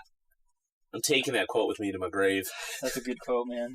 A man without a gun is not a man. It's the most sad you see him in the movie. Yeah. He's down in the dumps. This is his little moment. To bring him back up, he tells Frankie, "I'm so glad you're here." So he's like, "I need to show you something." It's a shitty old shed. Yeah. And another great scene of improv. He, like, reaches out for this dusty, like, old, like, chandelier. It looks like it hasn't been touched since the 1800s. Cobwebs, yeah. And he, like, pulls on the light to turn it on, like, 5 times. It's not working. And he goes, "That doesn't work anymore." And then he continues on. Oh. And he tells this sweet little story where he's like, "My mom gave me a metal detector, beep, beep, beep, before she died. And I thought there was see that over there? See that, Eva Mendes? See that? That's Mississippi River. And I thought that there was pirate treasure buried over there. So I used my metal detector, beep, beep, beep, and I found a sterling silver spoon. Where could it? It's here somewhere. We got to look for it." Yeah, it's brilliant. It's master class writing. Werner Herzog can turn on a dime from the worst point in his life to a sweet little moment. But does he say we need to look for it? I think he's just like, "I could never find it," and then we end scene. Yeah, it just cuts end scene. Abruptly. Yeah, but that's another subplot. So now we cut back to the department. Bad Lieutenant, his boss, says, we got to put our best detective in the property room. Big mistake. So now Bad Lieutenant has to work in the evidence locker where all the drugs are stored. And the first thing we see him do is try to get a gauge on where all the surveillance cameras are in the room. So he can get drugs. Which he does. Yes, immediately. Someone's like, "Hey, can you check in these drugs?" And he's like, "Oh, the scale isn't working. I'm going to have to get you your drugs tomorrow when I can weigh them. Yeah. And then I'll get you your voucher for how much there were." And then, like, a scene or two later, he does get back to them. And they're like, "Are you sure this is all it weighed?" Yeah, it's like, he doesn't even bother to take a tiny bit out where it's believable. Like, they're looking at him. Like, I can only imagine it says, like, exactly the amount to get the lowest level of felony. It's like, I guess it's still enough for a felony, but... So, anyway, he finds Exhibit in the next scene, talks to him, and he makes a deal to protect Exhibit from the other cops. Exhibit's like, "What are you talking about, man?" And he's like, "I want a cut from your drug shipments." Yeah, but we skipped something as to why that's important. He's making the money.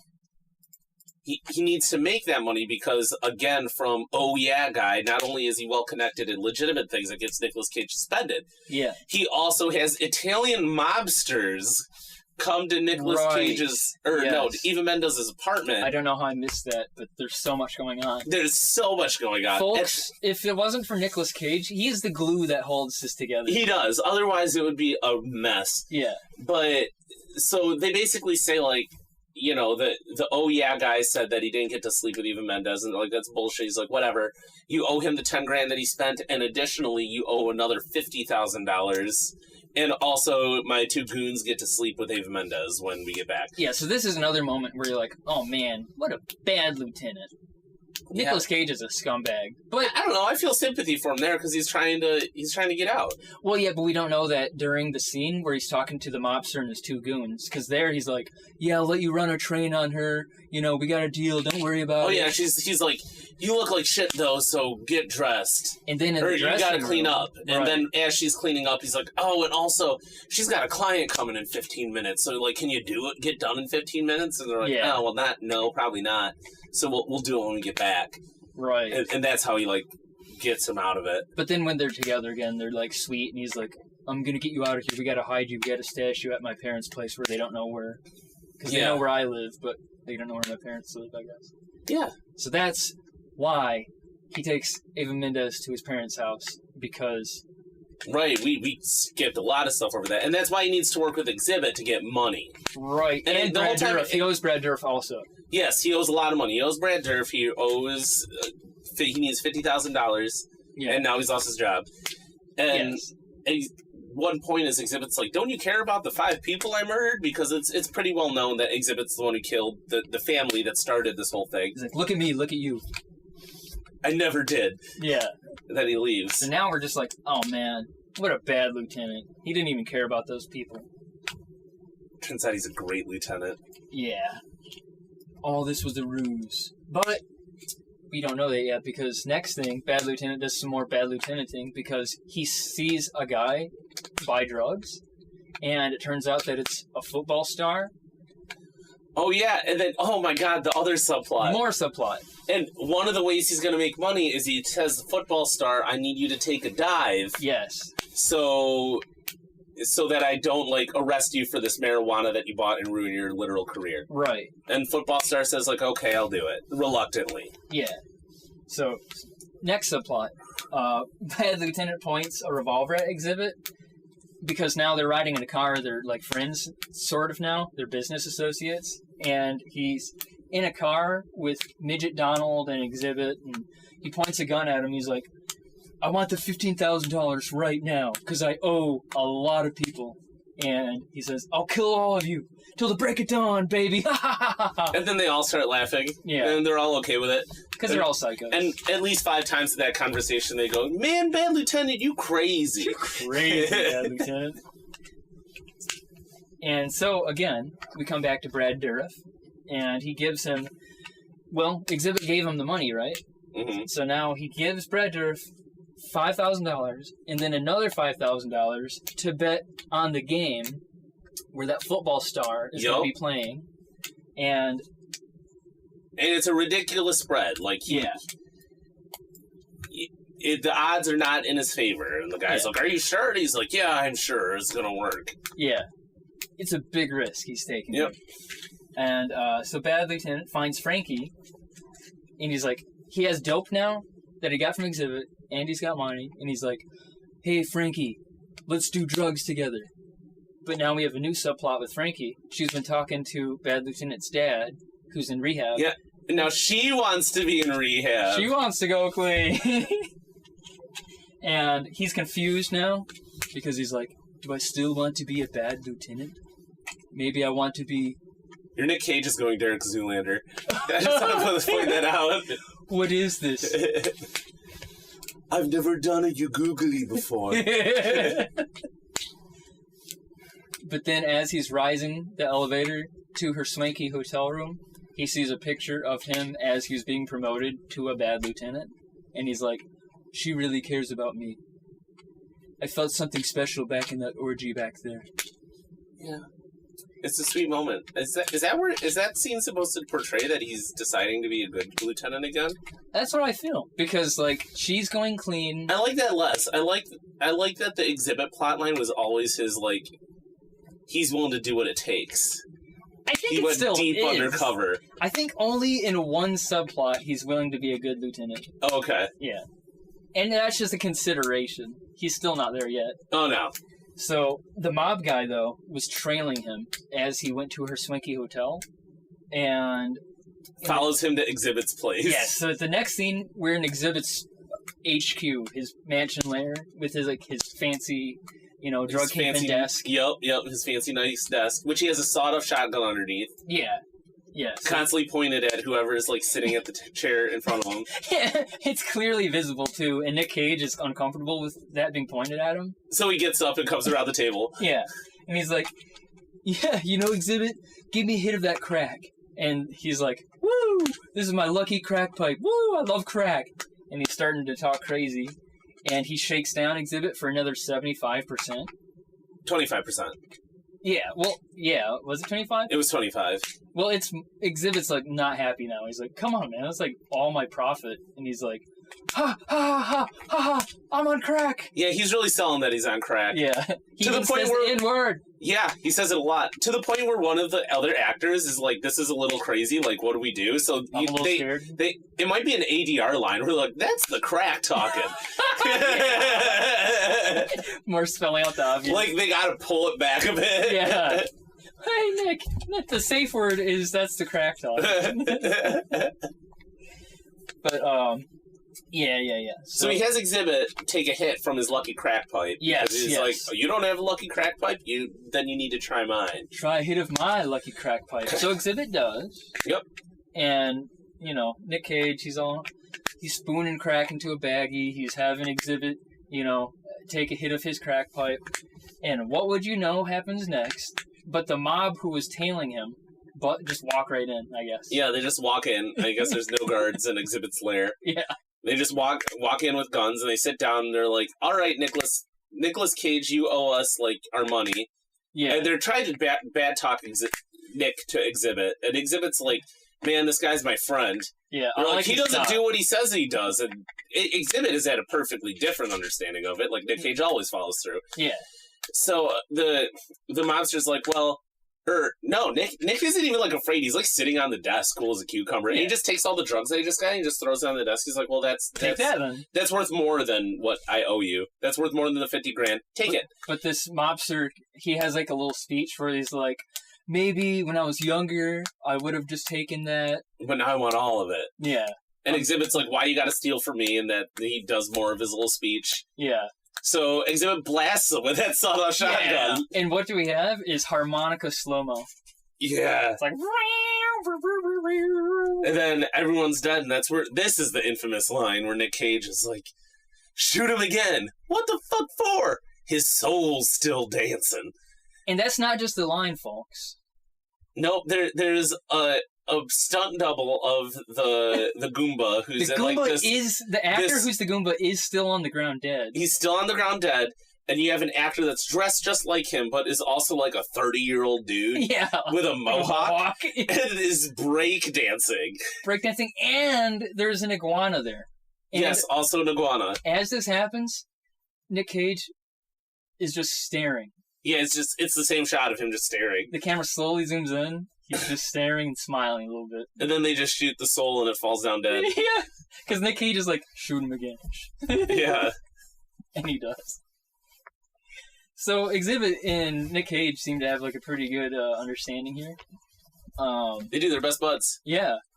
And Nick Cage returns back to the police department to screw over Exhibit. Yeah. He basically tells the cop, hey, I think you need to check the murder scene again. I heard there's a crack pipe there, and maybe it has Exhibit's DNA on it. And the cop is like, what are you talking about? He's like, deoxyribonucleic acid? A, B, C, D, E, F, G. Yeah, so he goes and gets it. And, Or he goes off to get it and then run tests on it. Yeah, and meanwhile, Bad Lieutenant goes to his parents' house, but Frankie, she's not there. He goes back to give her clothes. Yeah, and she's in rehab. But she's in rehab. So he snorts some coke. Yeah. And his dad's girlfriend sees it. She says, it's okay, sweetie, we're birds of a feather. And then she just kind of leaves. But then he follows her. And then they watch TV together. And I thought it was going to get weird. Yeah, it looked like it was going to get weird because it's a love seat, cozy next to each other. More than that, it looks like it could be just a single seat. Yeah. They're squished up on each other. Yeah, it's like a big And they're chair. both he's on coke, she's drunk to shit, because she's always drunk on beer.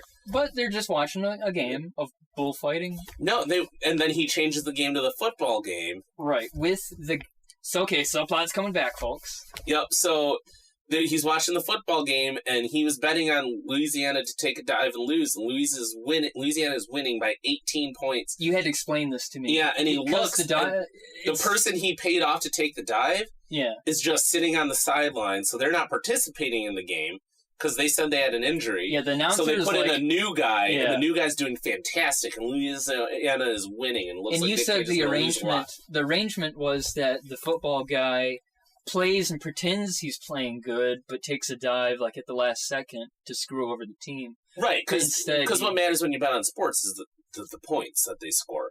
Yeah. So if you have someone who's going to be able to get you exactly to that point level and then not do any better, that's pretty helpful for you. Yeah, and that's what he needed. So by taking himself out of the game, he's not chickening out. Yeah, and he's like, I'm gonna kill him. But then, as we come away from that subplot, he goes back to his desk at the police department, and the scumbag, whoa, oh yeah, that guy, with the porn stash comes back, and he wants to clear the air between them. He's like, okay, you killed those mob goons. I just want to clear the air between us, you know. No harm, no foul. Everything's good. Yeah. And then they're good now. Nick Cage is like, oh, phew, awesome, that's great. And then the guy gets up and leaves, and literally before he's left the room, the police chief comes in. No, it's not him. Okay, he exits stage right. Brad Dourif, his bookie, walks that's right. And he's like, guess what? Louis, you won a lot of money because even though Louisiana was ahead, the other team caught up and they lost by exactly the points you needed. What are the odds? Wow. And he has stacks of cash he gives Nick Cage. Yep. And then Nick Cage is like, I don't need to count and I trust you. So then Brad Dourif leaves. And then the chief comes into screen just his head holding an evidence bag. No, wait. Before the chief... There's another person? Yes! The water boy lady, the craft lady, she comes in with the speeding tickets, too, and she's like... or maybe that is the police chief. No, tells that's still Brad Dourif. You're right. Oh, right, so right, he says that's good, subplot, and then his subplot about Nick Cage helping his kid with the speeding tickets, but he's unable to do it. He's like, oh, and also thank you. Like, this female motorcycle cop came by and, like, said the tickets were taken care of. So here's money for that, too. Yeah, and then he leaves, and then police chief, like, jumps in with the evidence baggie with the lackey crack pipe. He's like, good news, Exhibit's DNA is on this, and we're going to put him to prison for a long time. And next scene. Then...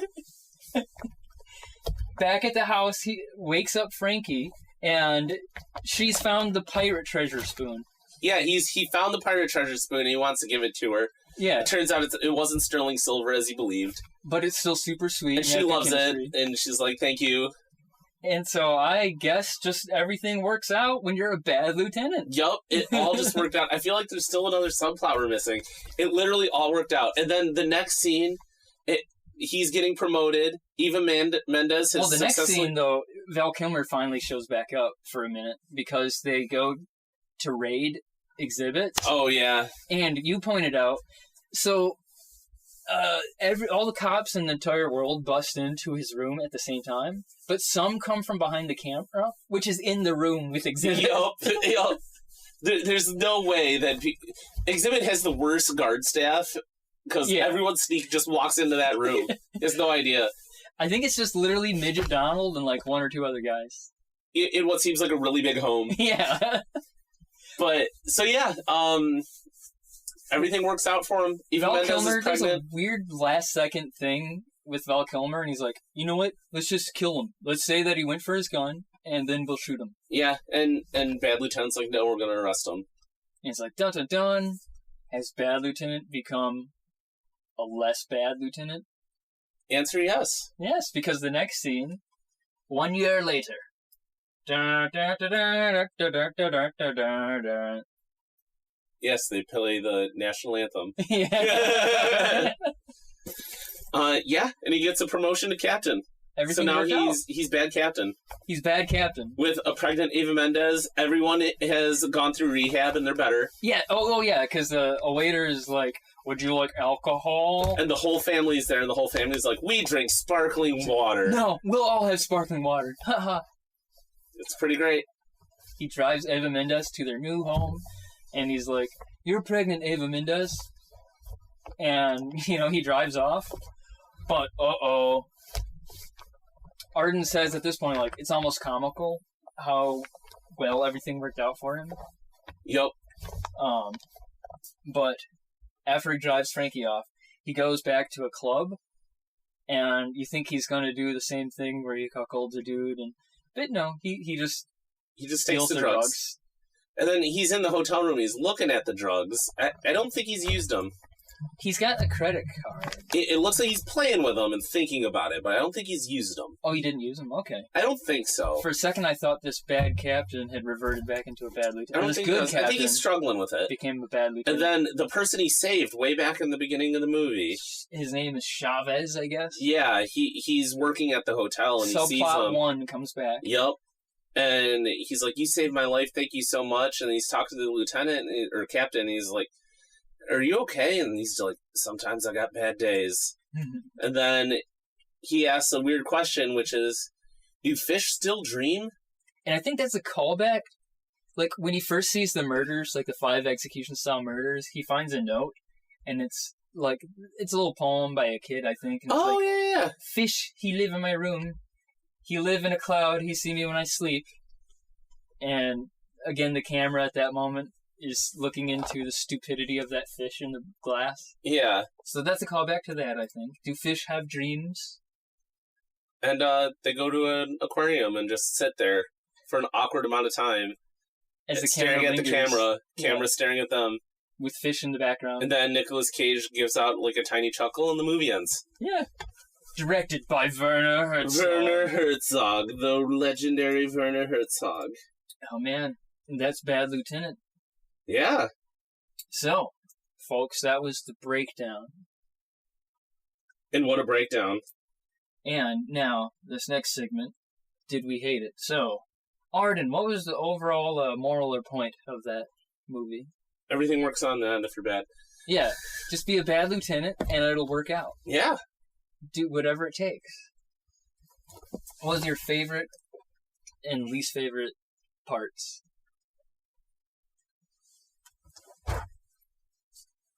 Man. It's all kind of like a fever dream. It's like a fever dream. It honestly is. Yeah. I think my favorite part is just everything where Nicolas Cage is just chewing up the scene. Yeah, it's all kind of equal. Yeah. If you look up a clip compilation of best or craziest scenes from Bad Lieutenant, Protocol, New Orleans, that's probably the best. It's probably the whole movie. Yeah. It's probably just watch the movie. Yeah. Yeah. How about you? My favorite part is probably when he tried to click the light on in that shack and said, "Oh hell, that doesn't work anymore." Yeah, yeah, that was pretty good. Yeah. Least favorite. I don't know if I have a least favorite, man. Man, yeah, I liked the whole thing because the whole thing is just a vibe, a weird. I will say this: it's weird watching a Nick Cage movie that is not schlocky in the way a lot of them are. Yeah. Like, don't get me wrong; he's destroying the scene. Yeah. Like, he's eating it up, chewing it out, spitting it in the faces of all his other actors. Yeah. But the movie itself is not schlocky. Yeah. Like, he's a schlocky actor in a non-schlocky movie. Well, and it's weird seeing him in that role in today's day and age. I guess what if I had to pick one, I would say the scene where he cuckolds that person, just because that's the kind of scene where I wouldn't want anybody to walk in out of context seeing me watching that. Yeah. So I'll say that just because it's uncomfortable, but it fits with the rest of the movie. So. I will say that what Nick Cage thinks his O-face is fucking hilarious. Oh! All right. So, what is your post-watch rating out of 5 stars and out of 100? It gets 5 stars, and it certainly gets 100 pharmaceutical drugs out of 100. Man. It's still up there. Bum, bum, bum. You heard it here, folks. It's a full score. Well, I got what I came for. I'm not going to say that if I were to rate this movie, I'm putting it up there with, Citizen Kane. Yeah. But I got exactly what I wanted out of it. Yes. And exactly. I think that says something, Basically, it's...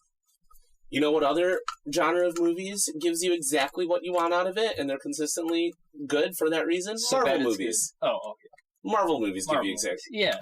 So, I mean, really what I'm saying is Bad Lieutenant, Port of Call, New Orleans is a Marvel movie. Yes. And that's subjective, but I don't care. That's exactly how I feel, too. My score would be, I'll say 5 stars, and... Oh, man. The score doesn't matter at all. But I'd have to say, for Nick Cage's, it's 100 Nick Cages out of 100. There you go. Yeah. It really is. It's Nick Cage at full blast. Like what Ebert said, this is a movie that would not work if any other actor was in it. I actually have that quote. So the Robert Eger quote that Arden's referencing is there another actor who could or would have dared to sign on? He's talking about some bad movie, probably. Cage is a good actor in good movies, and an almost indispensable actor in bad ones. Yes. Boom. That's like the perfect description of Nicolas Cage. And what's funny with people who are good at their craft, most people that are good at their craft are expendable. Like, look at Elon Musk. He's picking a new CEO for Tesla. Like, eventually you leave and someone takes your place. Yeah. But Nicolas Cage is one of those actors. If you have one of those movies that needs him, it needs him. Yeah. He is... Well, like he said... You cannot substitute him. Yeah, yeah. Like he said, a bad movie without Nicolas Cage is a bad movie, but a bad movie with Nicolas Cage still gives you a reason to watch it. Yeah. Yeah. Like Vampire's Kiss would probably just be a bad movie if Nicolas Cage wasn't in it. Right. This one would probably just be a bad movie. Oh, could you imagine this movie if the Bad Lieutenant was, like, Mel Gibson? Oh, man. I imagine Werner Herzog got this script, and he's like, I have to make this movie so I can take a bath and cook the books. But I want this movie to at least live up to my Werner Herzog name in some respect. So the only person that can salvage this is Nicolas Cage. Yeah. Mission accomplished. All right. So this is a dumb question, but did you like the characters or actors? Yes. Okay. Who would you recast this movie with? Nobody. You couldn't, right? You can't. It's the whole point. Yes. So I'm just going to skip ahead now. Who should watch this movie or show? People who should watch it are people who are Nick Cage fans. Yeah. Or people who can understand and savor. Yeah, you got to be able to honestly see the art of it. Yeah. As silly as that sounds, because it's a Nick Cage movie, but I mean, they're going for something that's bombastic, and you need to be okay with that. If you want to see like a flat movie, or like a straight movie, like a Marvel movie, for example, like you're gonna think it's weird, you're gonna hate it. Yeah. So you gotta like schlocky bad movies. Yeah, it's probably an acquired taste, but if you have that taste, it delivered. Yep. All right, so some trivia and goofs. The movie was originally set in New York, but Nicolas Cage changed the setting to New Orleans to help them after the hurricane. Good guy, good Lieutenant Nicolas Cage. Wow, that's kind of nice. Yeah. And he has a love of New Orleans. Yeah, like, I believe he has a... he does, I've seen it. He has a 9-foot-tall pyramid tomb in New Orleans' oldest cemetery. You've seen it? Yeah. Oh, what a sight to behold. He's buried in the same place Mary Laveau was buried. Oh, who's that? The Queen of Voodoo. Oh, that's amazing. I think that's factored into it, too. It's kind of a big deal that he has that, because those tombs, they're generational. You bury, like, if Cage is buried in there, you would bury all the Cage family from now till infinity. Like, each one of those tombs is meant to bury, like, 100,000 people. It's insane how many people are buried in them. But Nicolas Cage's pyramid is just his. Well, no, it's what you do is there's multiple tiers to it. Yeah. But when someone dies, you stuff them in there. Yeah. And you shut it. And because it's New Orleans, it gets like super fucking hot. You wait a year and a day. And at that end of that time, you break it back open. And there's going to be nothing but like dust. You dump out the goo. There's going to be like dust. And there's like a hole in the back. And you take a broom and you just shove it to the back, and all the dust like goes down to the bottom chamber where everyone else who's died before you and had that same process goes. That's insane. Yeah, so there's like in that same cemetery, it's a pretty famous cemetery, there's like musicians, like anyone who's a musician from New Orleans can be buried there. So like a lot of jazz. If you want to be, yeah, you can say like, I want to go to this crypt, and they will put you in it. That's crazy. Yeah. Wow. So it's kind of a big deal when Nicolas Cage takes up a giant plot of it, because it's not very big. That's the whole reason they came up with the system, to have a gigantic pyramid tomb for him. And you'd think that's really pretentious and stuff, but since it's Nicolas Cage, like that would be the reason I go to see that cemetery. Yeah, it's the reason I went, and then I found out how cool it was and how all these other historical figures are actually in it. Yeah, that's actually super interesting. Yeah, like he's buried next to like all the... his plot's right next to like all the Italian like people in New Orleans' tomb. I wonder. Like, it's huge. I wonder if his tombstone is going to say Nicolas Cage or Kim Coppola. It says something in Latin. It already says it? Mm-hmm. Oh man, what's this? Oh, you don't know. I don't know what it says. It's probably like Luke Cage is the best Marvel superhero. Probably. I would have been a better Superman. Hero for hire. Yeah. Yeah, Yeah, because he is a Coppola. So, Nicolas Cage claims that he was never under the influence of anything throughout filming, in contrast to Leaving Las Vegas, in which he genuinely got drunk to play an alcoholic. Wow.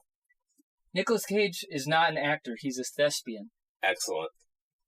For me, it always implies, oh, he's a great actor, therefore a great liar. So, with the risk of sounding like a pretentious a-hole, I like the word thespian because thespian means you're going into your heart, or you're into your imagination, your memories, and your dreams, and you're bringing something back to communicate to the audience. Wow. Yeah, man. Delivered on that. He did. So, since he didn't actually do cocaine, what it was baby powder in the movie. Oh, perfect. Yeah. Also, you can't have your actor just do cocaine on set. Well... This doesn't blow my mind. Werner Herzog. The alligator. He said he's never going to retire. I believe that. Said that can't happen. The dude loves making movies. Yeah, he said, I'm healthier when I'm working. And it's a positive place to express my life experience. And he said he loves animals. Why you got along with Werner? He owned a rare two-headed gopher snake named Harvey Dent, and an African pied crow named Hugin who speaks. And his pet cobras have influenced his acting. Somehow I see it. He says about having them, they were not happy and would try to hypnotize me by showing me their backs, and then they'd lunge at me. Oh, Herzog on the hallucination scene with iguanas. There's nothing more wondrous than seeing Nicolas Cage and a lizard together in one shot.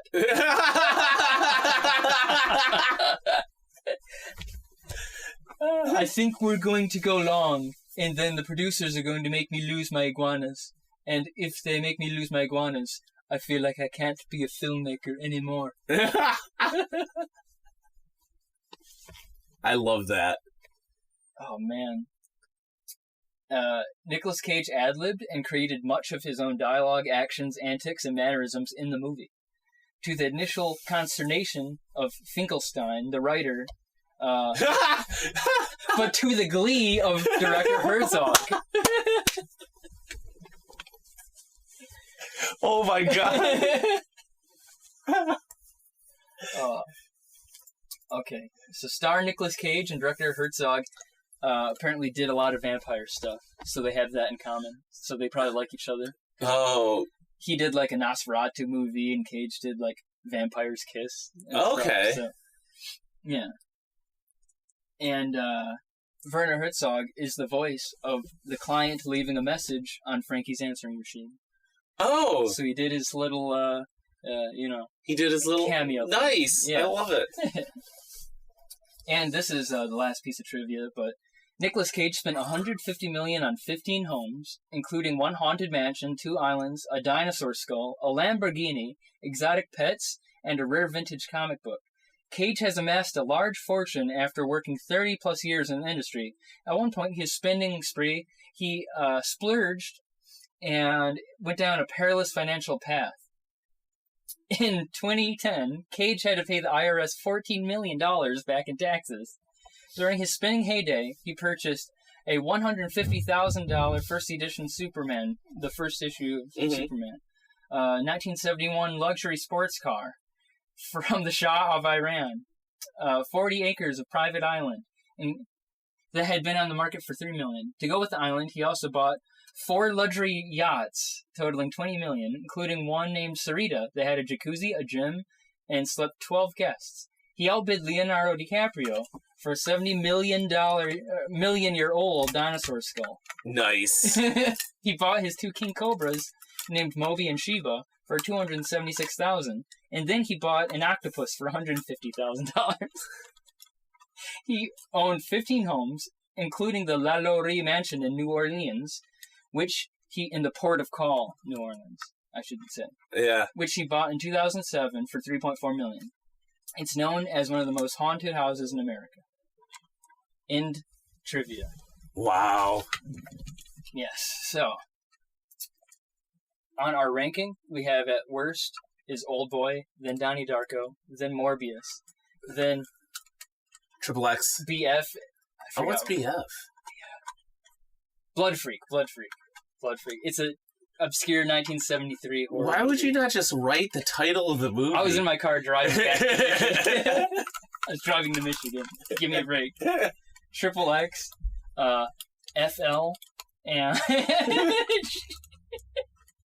Jurassic World Dominion, and then The Batman at the number 1 spot. So where do you think that Bad Lieutenant Porter... As far as, like, if they're good? Yeah. It's over The Batman, for sure. All right. So new number 1, folks.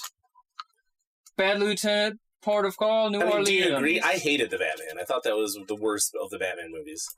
Aww. Yeah, I hated it. So, I mean, feel free to bump it down if you don't. Well, I haven't seen, like, all the cheesy 90s Joel Schumacher Batmans, so I can't legitimately say. It's the worst of all the Batmans that isn't the cheesy Joel Schumacher ones. So the Nolan stuff? Oh, yeah. Nolan, Tim Burton. It's worse than those. Yeah, I haven't seen Batman Returns. I'd rate it above Batman 1989. Actually, I haven't seen it in a while. It's a pretty low bar. Yeah. You know, like, out of all the modern Batman, sans Schumacher, it's above the worst one. Okay. Like, deal. You strike a hard bargain, Arden. Oh. Which I think is a spoiler for where I think Bad Lieutenant's going to win in his fight with the Batman. Yes. Isn't that Batman, that specific Batman? Yes, it's that specific. Bad Lieutenant's going to wipe the fucking floor with him. Hey, well, don't bury the lead a little here. So, who would win is our next segment, folks. It is a battle royale. Here are the rules. So, it features the characters or actors from the current episode versus the previous episodes. The battle arena is either a standard boxing ring or is themed for the episode. So, contestants are equipped with their iconic loadouts. Okay. And the win condition is incapacitation, death, or ring out, normally. In a second, I'll say what the caveat there is. But, as in wrestling, surviving past contestants can and will make surprise appearances, if they're not dead, and they're not seriously injured from the previous episode. So, this episode's opponent is obviously going to be the eponymous Bad Lieutenant, Port of Call, New Orleans. And so we need to give a reason why all opponents are willing to stay and fight, so their motivation, and then the location. So, to give you a recap from the previous episodes, so Blood Freak, from the 1972 Blood Freak, Herschel is still recovering from his injuries. I think he's recovered now. But anyway, so who he is he is a normal, ordinary 1970s husky man. He's nothing special. He's not a Dracula? He's not a Dracula.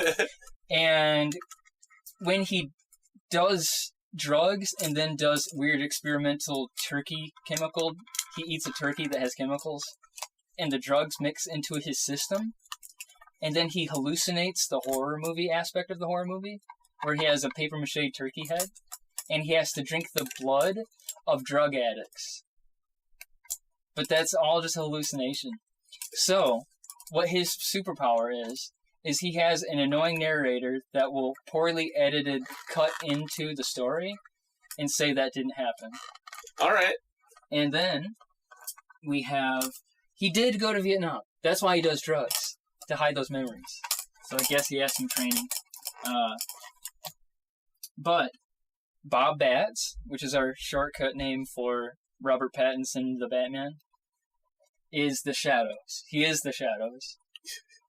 And he is Batman. He's effective as Shadows. Yes. He's Batman. Have you heard of him? And he can use gadgets and Alfred to figure things out remotely. His biggest weaknesses are that he has no mental defenses whatsoever. Even saying his birth name repeatedly can cause a mental breakdown. He loses, and this is the caveat I mentioned, if he hurts or kills an innocent opponent. So, if he kills somebody, he loses. He cannot win by killing. And also, direct double-barreled shotgun blasts can stun him. And we also have Jonathan Depp from Fear and Loathing in Las Vegas, who is an experienced drug user, and his iconic loadout is a shower rod and an evolver. That's it. All right. Yes. So, what happened in the last episode was Owen Grady from Jurassic World Dominion and the rest of the Jurassic World cast were poisoned by Owen Grady with narco berries. Yeah, so he poisoned the rest of the cast, so they're out. And BD Wong, Dr. Wu, didn't fall for it. Dr. Wu is experienced in Brazilian Jiu-Jitsu and managed to subdue Owen Grady. Then he used a laser pointer on him, causing atrociraptors to tear him limb from limb. Jonathan Depp from Fear and Loathing in Las Vegas then told Batman what happened. High on adrenochrome, Batman busts down the door to the cabin, demanding to know the truth from Dr. Wu. Due to the bad influence of Jonathan Depp and hallucinating horns on Dr. Wu, Batman assaults. Piece of dudes the atrociraptors. So he wins. But while he's hog-tying them, BD Wong engages Batman in Brazilian Jiu-Jitsu. Excellent. Brandon said that Dr. Wu from the Jurassic Park franchise is an expert in Brazilian Jiu-Jitsu. That comes from no factual basis. Correct. But they tangle, and it's an even match. Then what happens, Jonathan Depp kills an atrociraptor, and he digs in its brain to get the adrenal gland for adrenochrome, which distracts and impresses and terrifies Dr. Wu long enough for the Batman, Bob Batts, to get the upper hand and beat the living shit out of Dr. Wu from the Jurassic Park series. All right. Then Jonathan Depp demands that they leave the scene of the crime, but Batman, being a superhero, can't just leave these poisoned people here. So this creates a rift between them. Jonathan Depp says the next time they meet will be on opposite ends of the battlefield, and he departs, and seeing his friend leave mentally devastates the Batman. And the depressing Nirvana theme from the Batman plays. So he's already at a mental disadvantage. Excellent. And then he tries to put Owen Grady back together because he's high. Enter stage left. Bad lieutenant looking for drugs. Yes. Looking for his next fix. So now, okay, folks, we have a high as ball, tripping balls, the Batman Bob Batts, and we have a high tripping balls bad lieutenant in a cabin. Revolver jammed in his trousers. Yes, that is his iconic weapon. A gigantic revolver pointing at his balls. What happens? Let's go. Well, I think clearly he's going to look for the first person who's got drugs or could have drugs, and so far it sounds like the only person that could be is the Batman. Yes, so his motivation is drugs. He's going to be grabbing at him and shoving this revolver in Batman's face, asking where the drugs are. Oh, he probably, since he's a cop, he's a bad lieutenant, he thinks that Batman caused the crime. Because Owen Grady, remember, is in pieces, and the rest of the cast is drugged. Yeah. So Bad Lieutenant's looking for a reason to get some drugs and pull the trigger. Yeah. Because, again, he's high. He's seeing iguanas everywhere. Yeah. Left, right, up, down, iguanas. And to Bad Lieutenant, this is just another subplot. Yeah. And since Bob Batman is already mentally weak from having his name shouted at himself, and he's high, and he already sucks at combat from what I've seen in the movie. But he is impervious to bullets. Yeah, but that's people who don't know how to shoot him right in the face. Which, if there's one thing we know when it comes to Nicolas Cage pointing a gun at old women, he generally points it at their heads. Oh, shit. Oh, no. So, I'm seeing something where he just sticks the barrel into Bob Batman's mouth and asks him where the drugs are. Oh. But Bob Batts, generally when he's high, he beats the shit out of people. Have you seen Nicolas Cage fight? If Dr. Wu can be great at Brazilian Jiu-Jitsu, then I don't see why a high bad lieutenant. All right, so Bob Batts now has a .357 Magnum in his mouth. Yeah. He's being asked where the drugs are. But Bob Batts doesn't know where the drugs are. Or he does know where the drugs are. Because Jonathan Depp appears. Right? Doesn't he? Sure. Jonathan Depp came back because he remembered all those people who were poisoned with narco berries, and he thought they were narcotics. So he came back to get those. You know? Yeah. So he's armed with a shower rod and his revolver of his own, and he points it at Bad Lieutenant. And then Blood Freak enters.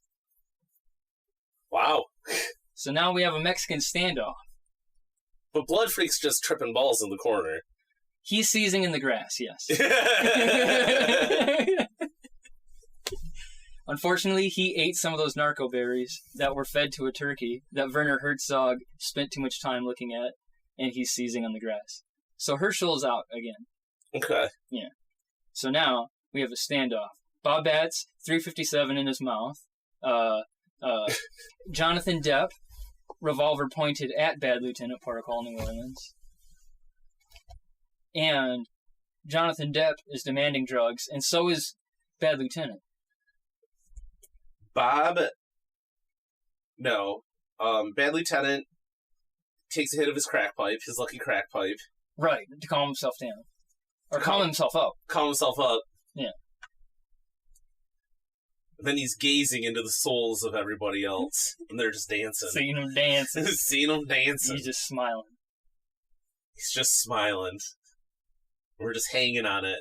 And then Jonathan there's an alligator on the ground. We start looking at that alligator. Werner Herzog enters the scene, and he's just filming that alligator. And in the confusion of watching the alligator, now Bad Lieutenant, who knows where the drugs are. But Jonathan Depp wants a hit of the lucky crack pipe. Does he give it to him? Sure. But wouldn't that create a moment of distraction for Bob Batts to escape? He can hand it to him while the gun's still in Bob Batts' mouth. Okay. All right, so we're still at an impasse. Jonathan Depp... Or, no, you're right. He doesn't know how to get the lucky crack pipe to Jonathan Depp while the 357 is in Bob Batts' mouth. So he pulls the trigger. What?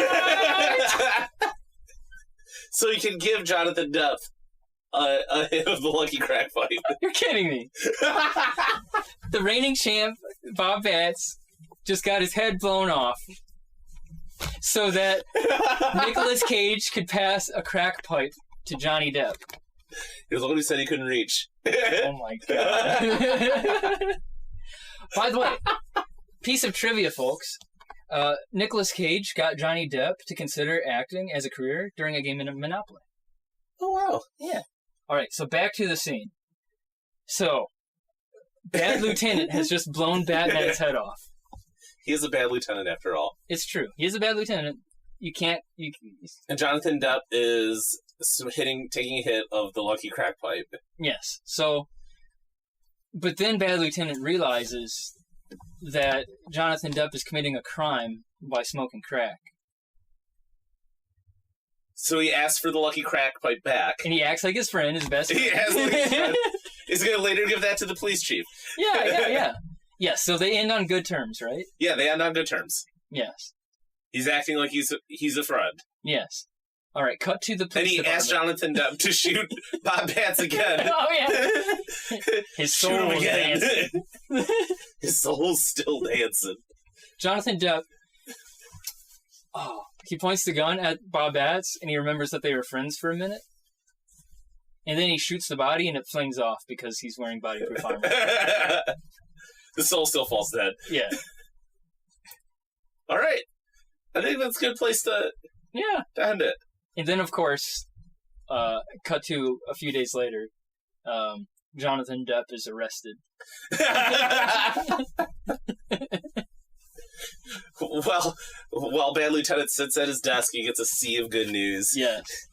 All right. End scene. Well, I didn't expect this outcome, huh? Yeah, no, you didn't. So we basically have, now we have the champion is... Bad Lieutenant. Herschel still lives? He's still seizing in the grass. He's out. He's out. He's having a rough time. Yeah. So we have two champions, or two surviving people that could possibly come up next time. Yeah. All right. Battle over. All right. Intense. All right. So now let's have a little palate cleanser. Let's wrap it up. So, is anything else you want to hate? Anything pet peeves? About the movie in general? Or people parking too close to you, or, No, I think I'm pretty good at the moment. Nothing I want to hate right now. Pet peeves about stuff that happened in the movie that you wish people wouldn't do?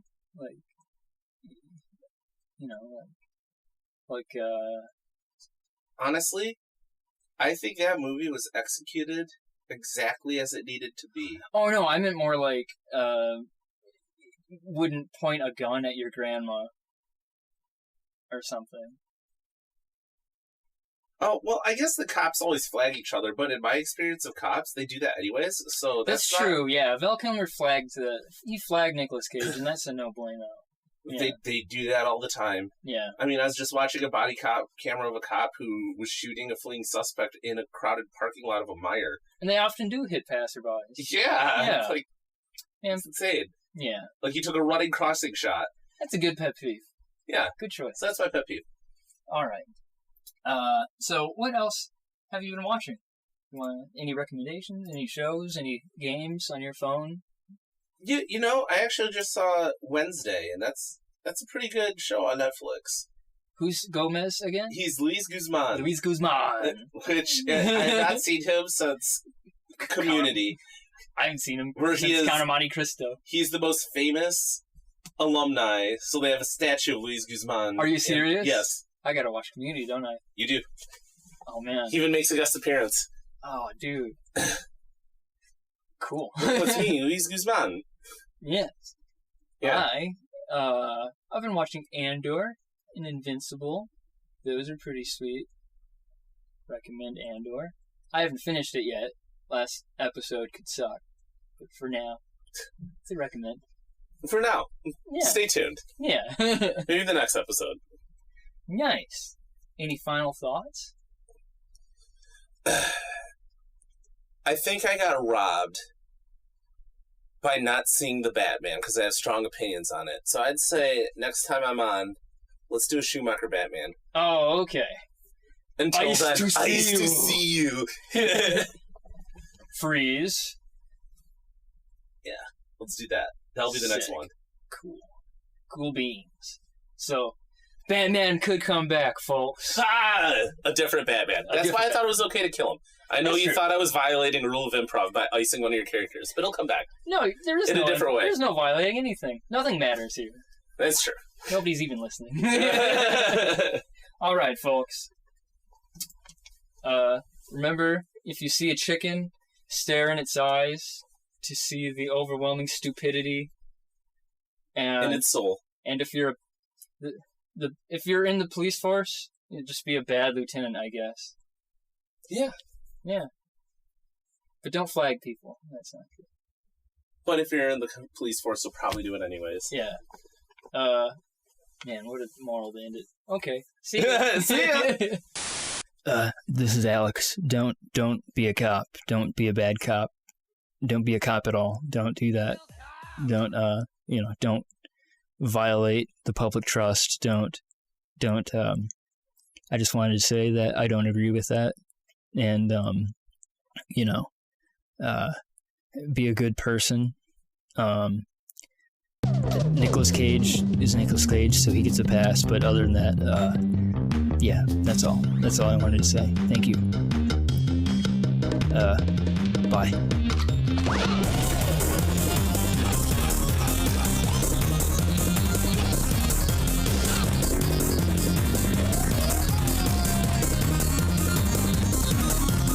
I want to hate it, Holmes. Do you think fish have dreams? Dog.